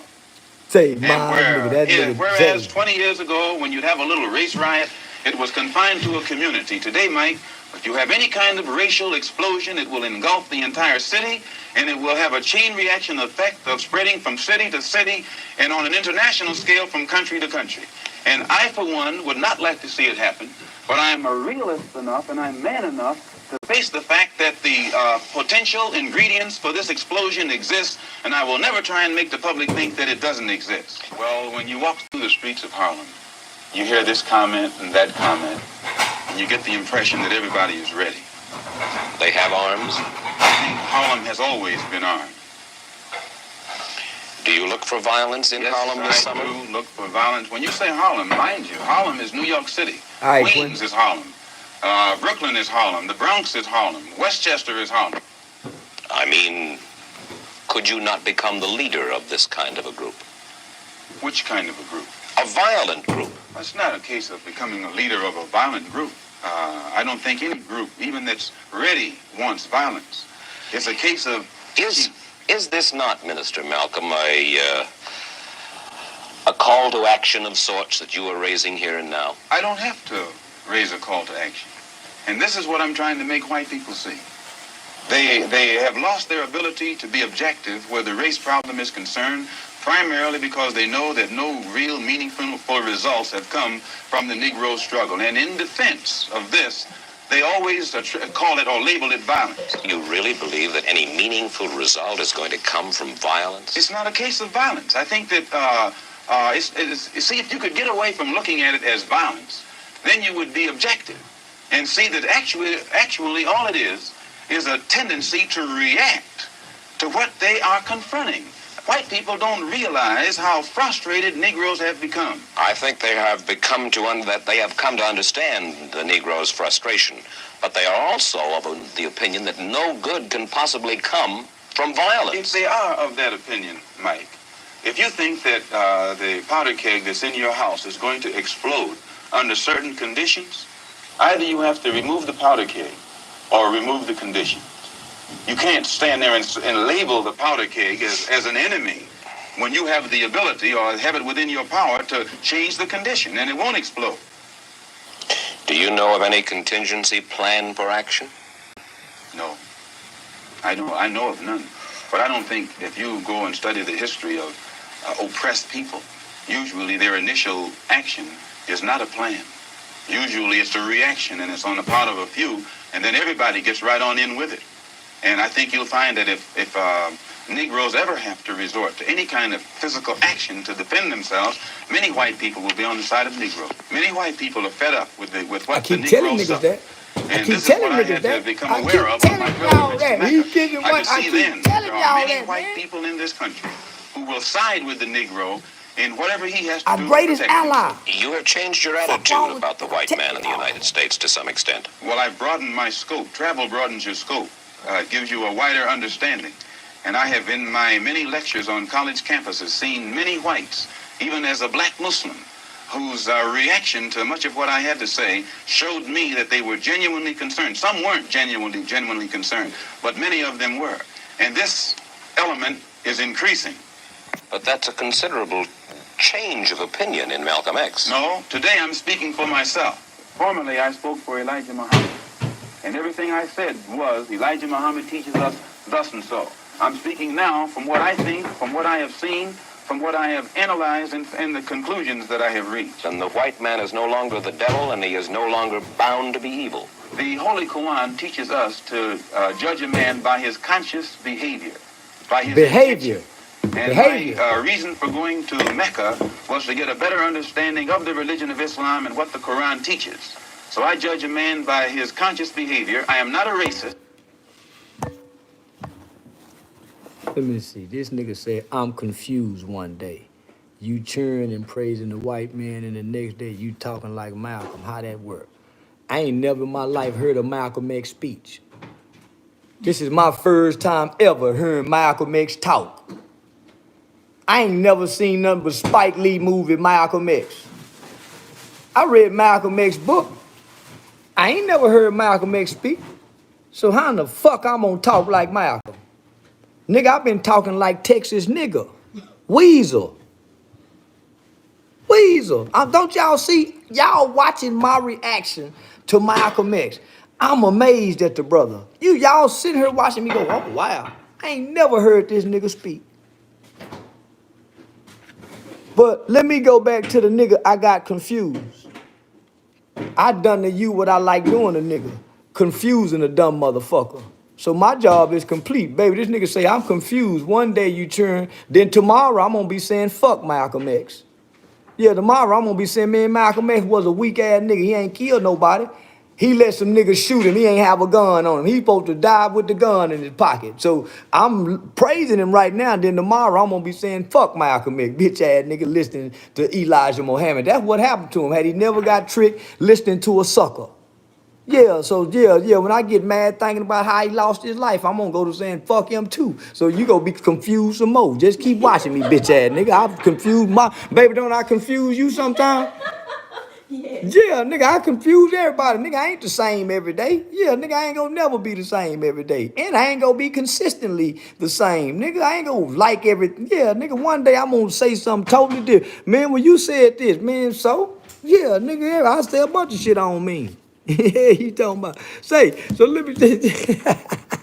Yeah, bitch ass nigga, then let me confuse him. Don't nobody confuse me. No, nigga, don't nobody confuse me, because to me, everybody full of shit, so I don't watch nobody for him to confuse me. But if I watch a nigga every day, he gonna do me like this.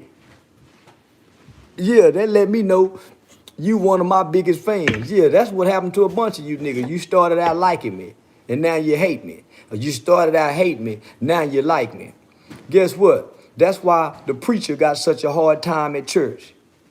You go to the preacher man church, you fall in love with one sermon, then one day he come with a sermon that hurt your feelings. And now you mad at him. So you go to another church and you just keep church hopping. So no, I ain't here to make you feel good and to make you understand me. I don't want to be understood. You got to figure out when I'm lying and when I'm telling the truth. Yeah, nigga, I'm gonna get on here and just flat out lie sometime. Some of the things I said about some of these people I done got into it with, I was lying.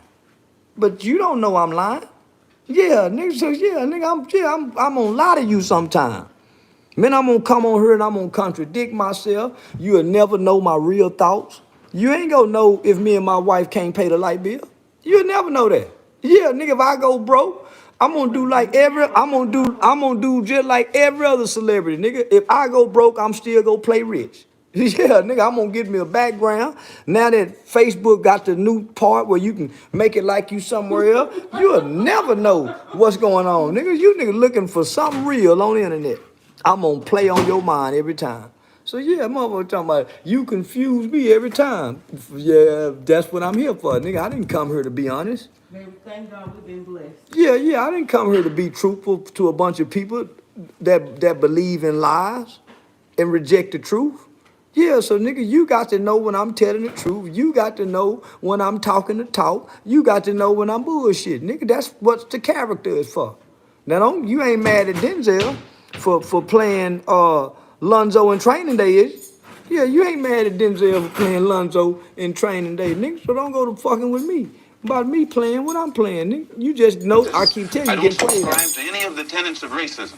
Then there are good whites and good blacks and bad whites and blacks. It's not a case of being good and bad, good or bad blacks and whites. It's a case of being good or bad human beings. It's a case of being good and bad human beings, is what the boy said. So I never knew Malcolm stopped listening to Elijah. I was always under the belief that Malcolm died still listening to Elijah. I just heard, so that's why I used to say, man, that nigga Malcolm X weak in the motherfucker. Running around listening to another nigga and this nigga fucking baby. I just now learned that Malcolm X stopped listening to another man and started going with his own thoughts. In the last 2 minutes of this interview, he said that he subscribed to his own ideas, his own thoughts from what he done seen and learned. So now he's no longer speaking what the Honorable Elijah Muhammad said. Before then, all he was a mouthpiece for the Honorable Elijah Muhammad. So I don't care what you been new, nigga. I ain't know that. You don't know what I know. Baby, you got a dumb motherfucker here telling me I'm lying. Yeah, I ain't been knew that. Had I knew Malcolm was talking for himself, I wouldn't have never said fuck him. Man, I think he a bad motherfucker now. He talking the talk now. I had never heard him talk this talk. I'm thinking all of them like this here. That's why I be telling Ben X, nigga, oh, fuck you, nigga. You listening to Farrakhan falling ass, nigga. All you niggas sitting up running, listening to another man. I didn't know Malcolm broke away and started talking like this here. Yeah, no, baby, I didn't know. I ain't never heard that he went and confronted Elijah Muhammad, that he talked to the girls that Elijah Muhammad was pregnant, and Elijah Muhammad come back and said, hey, man, I'm just fulfilling prophecy. It was in the movie. I ain't paid attention in the movie, baby. In the movie, he didn't confront Elijah. In the movie, he didn't confront Elijah Muhammad, and in the movie, they don't give you... No, Malcolm X confronted the women. In the movie, they don't put none of what he said in the movie. Spike Lee would have got killed if he would have put that in the movie. So they didn't put this, what this man just said, they didn't put none of this. This is not even publicly, you can't even find this hardly. What Malcolm X just said, this is nowhere to be found. How did I get this? I've been searching for this. How the fuck can anybody listen to Farrakhan? How in the fuck can anybody follow the Nation of Islam once they hear this? Who will believe in them people in that group? And you hear Malcolm X, he himself say Never have they stood up against that white man with arms. Never have they stood to protect a community of black people against an attack, whether it's gangbangers, police, the Ku Klux Klan, skinheads, or white folk. But they got so much to say, and even Malcolm say they'll hurt me and you. They'll hurt and brutalize another fellow Muslim brother. They'll hurt a Negro. They'll kill me and you, but they won't kill nothing else. Even Malcolm says this. I've never in my life heard Malcolm X speak like this here. I ain't never heard a full speech of him. I ain't been no Malcolm X nigga. I can repeat Tupac. I don't know nothing about these niggas. I don't know nothing about Malcolm then. Fuck I'm gonna learn about them niggas for? We had Billy Ray Maddox. We had Tookie Williams, Raymond Washington. We were too busy trying to learn about them niggas. We wasn't subscribing to this bullshit. But now that I got older, I subscribe to this now. I subscribe to this now. I never heard Malcolm X say, I don't listen to him no more. Because everything I always heard, he was the Honorable Elijah Muhammad. Just like Farrakhan, the Honorable Elijah Muhammad say.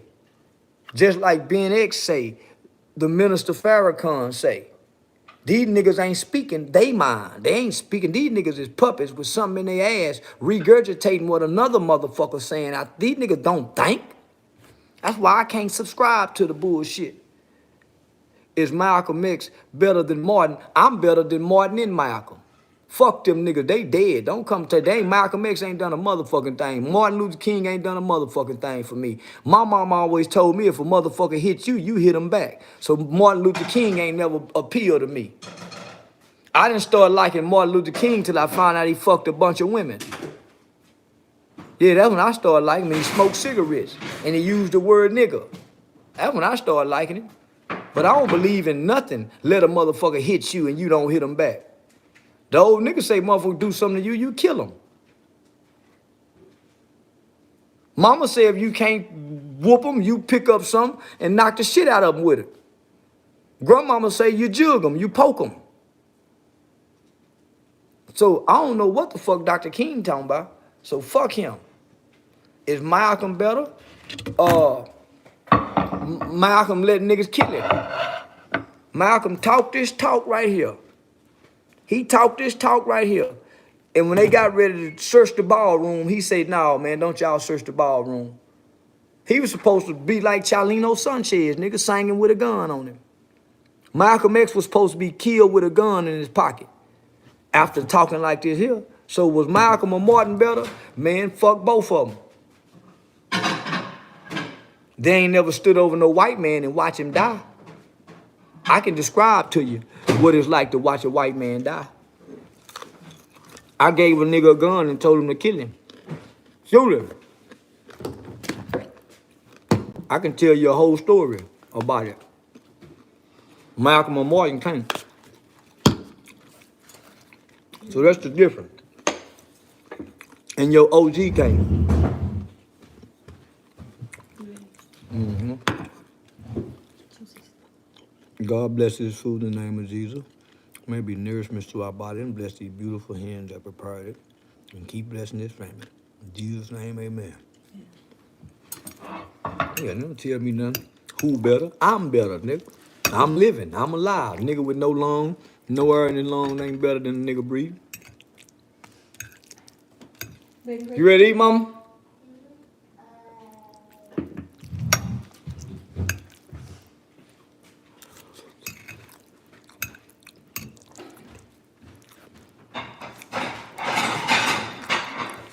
You want orange juice, sweetheart? Yes. They say Alpo got killed last night, huh?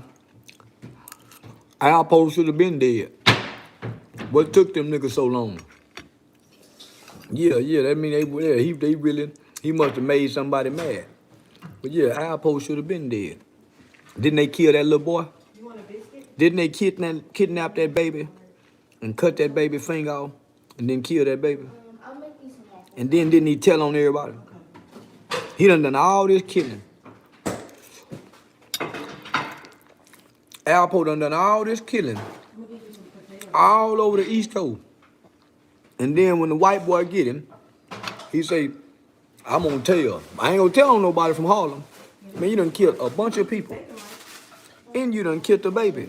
Kidnapped the baby. Your partner's brother. Cut the baby finger off.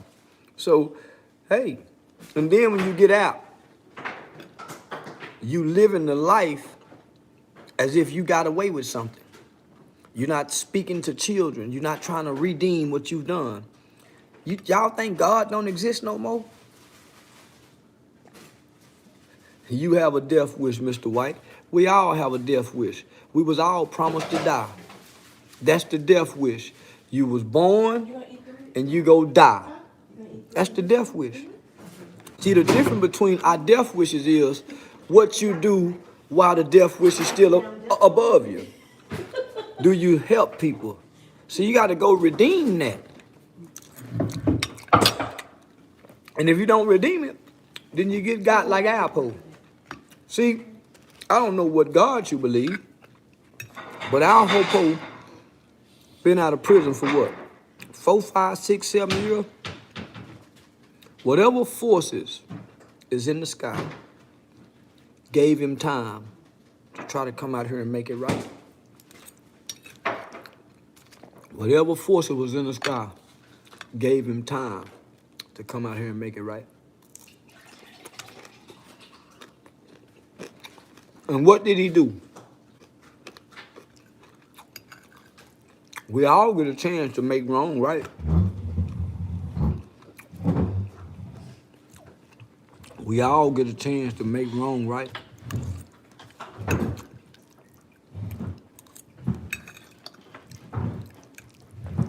We all get a chance to make wrong right.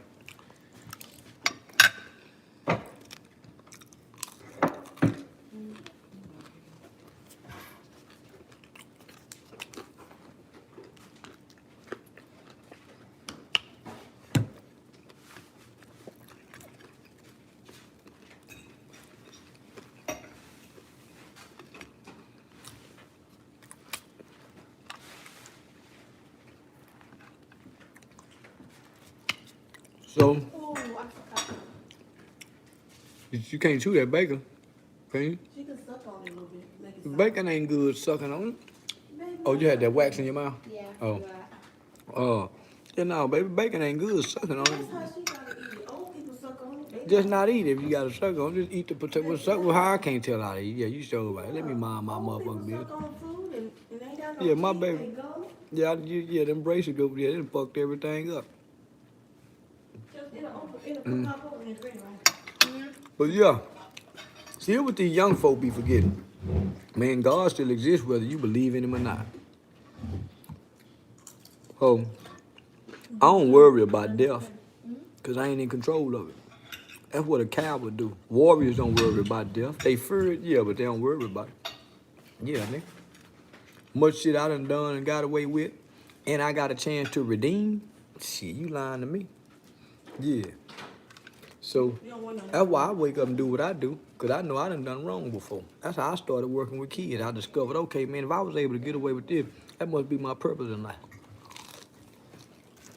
Baby, her teeth ain't hurt nothing. Look at her.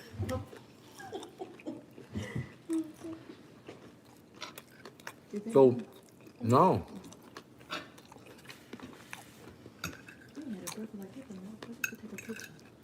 It's been a while. It's been a long time, huh? Baby, you like the biscuit?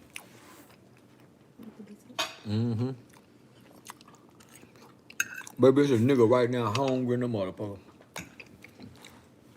And he on the internet typing mean comments. And they probably ain't got no groceries in the icebox. So he woke up mad.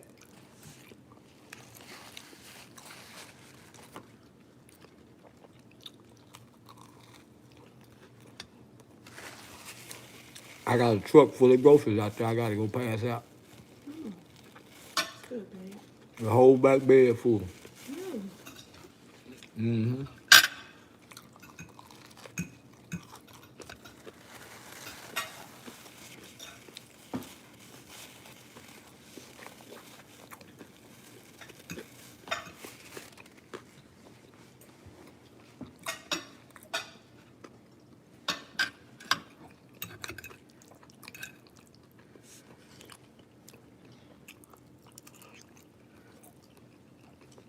No, that's good. It's like a coconut. It's like a liquid. It's good. You don't like. You don't want it. You don't want it. It's like a liquid. It's like the chocolate coffee.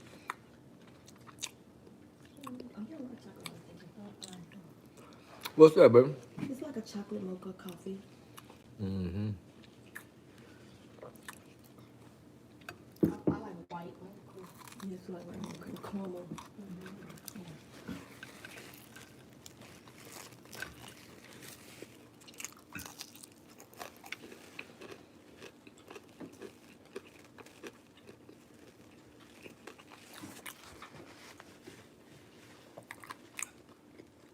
Can I get a plate, Mr. Charleston? Stop begging. Nobody like begging. Maybe you know I'll feed it.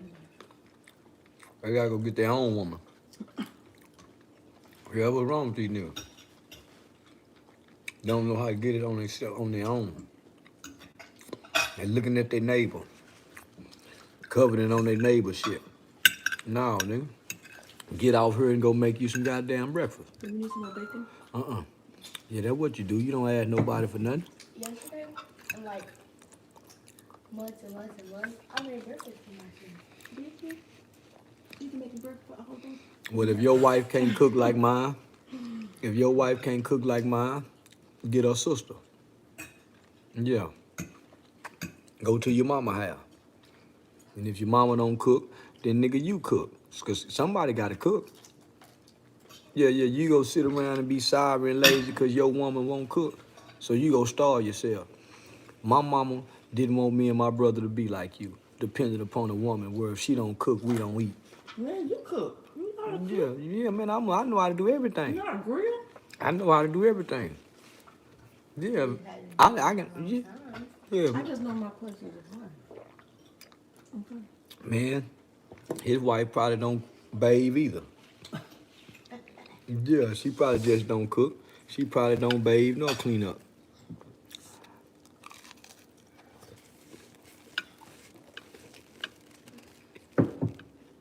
She said you can't cook good as yours. Oh, tell him thank you. Fuck him. Baby, Yeah, fuck him. That's so sweet. Man, anybody now some bitch over here who wife can't cook. That's how sisters work with each other and help each other. Yeah, that's how people sleep with your man too. Don't forget that. You ain't gonna be here. You know.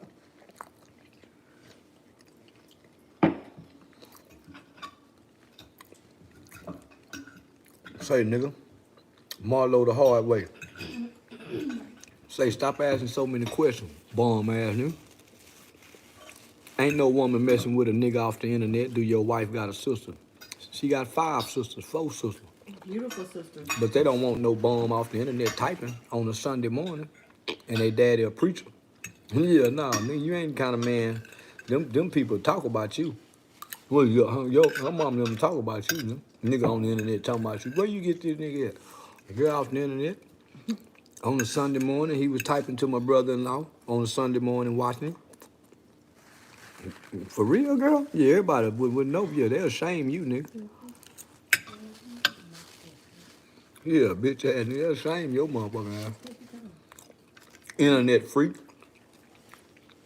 See what kind of niggas that be on the internet fishing for women. That's why don't nobody respect the black man. Y'all heard about that? So they make it like that, the dating site. All right. Y'all heard about them 2 guys who took turns raping a 14-year-old in Dallas? Uh-uh. About it? Really? Grown men?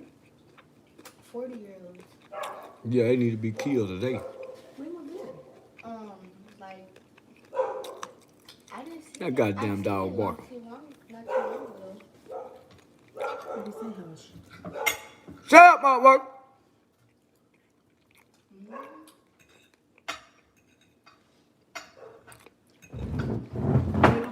Okay. Yeah, you better get that motherfucker then. Why your eye cocked like a pistol? You must be a kid, Tata. That's a little boy name. Yeah, Tata's a little boy name. Don't know. Little boy question. Yeah, that's a little boy question.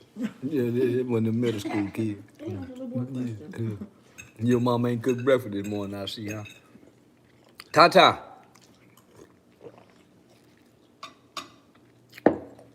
Tata. Yeah, the little boy name. This is rated R, boy. This is 18 and old. You ain't got no business in here, Tata. There's some man shit going on here, boy. Can you address a grown man, Mr. Tata? No, I ain't no grown man call himself Tata.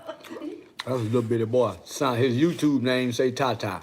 Yeah, that's a little kid. That's a high school boy. That man ain't got no dad in there. He ain't got no man in him. He said, I'm a grown man, not named Tata. Yeah, you ain't no grown man. You might be. Tater tot. Don't no grown man call himself Tata. Yeah, that's a feminine name. Tata. It's a tater tot. Yeah. Where the cheese eggs at, OG? Nigga, I ain't been to prison. Yeah, nigga, that's cheese eggs is a prison thing. Nigga, I don't been to prison. I don't eat eggs. Yeah, nigga. And I don't eat cheese. Today cheese ain't real. It don't melt like the old cheese. No, they don't eat cheese. CW, big time drug dealer named Alpo Martinez gunned down in Harlem last night. Yeah, man. It was also a child that was killed innocently. It didn't have nothing to do with nothing street. Y'all ain't said nothing about him. Yeah, man. It was a 14-year-old girl that was raped by two 40-year-olds. Why y'all ain't saying nothing about that, nigga? Telling me about a nigga who done killed people before. That man done killed people. He done killed kids. He done killed women. Man chopped off a kid finger. And he came back out into the free world bragging like gangsterism is something. So, man, don't tell me nothing about it. Man, find something else to talk about. Man, my daughter just told me it was the fourth. Man, y'all talk about all the... Man, stop it, man. That nigga ain't no big-time drug dealer. That nigga ain't sold drugs in 40 years. Since the 80s. And he got out of prison bragging like he was the nigga. Somebody supposed to kill him a long time ago, nigga. The shit he done.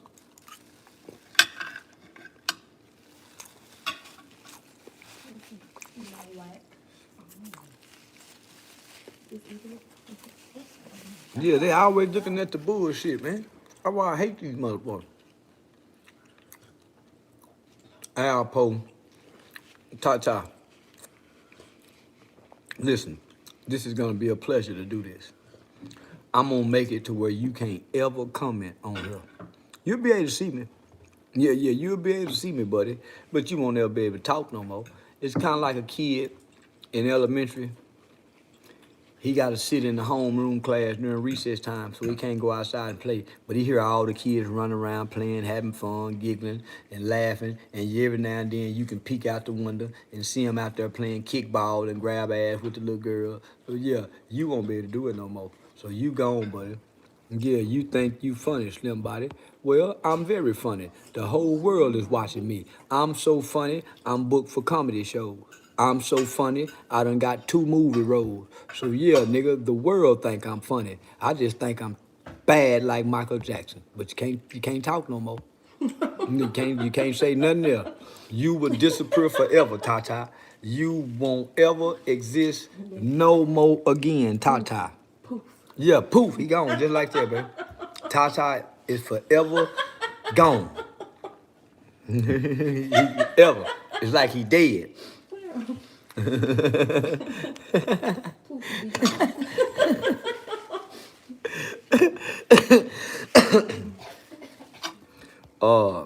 Whoever this party with the stars, I don't like no man. I don't like no man calling me no OG. That let me know. Anytime I see a man saying, or I see a dude saying OG, I say you a follower. It hurts so bad. You're a weak man. I ain't calling nobody no OG. I ain't calling nobody big homie. If that's the case, I'm gonna say Mr. or the elder. So you get on out of here. Since you can't stand up and be a man this morning. We don't want little boys in here. We don't need no nigga with an OG. We need people old enough to can call another man a man, and he ain't no OG. See, at some point, you got to get past that OG talk. Yeah, man, so you get on up out of here and go play with the stars, because you ain't no star. Not on YouTube on Sunday calling somebody an OG. Yeah.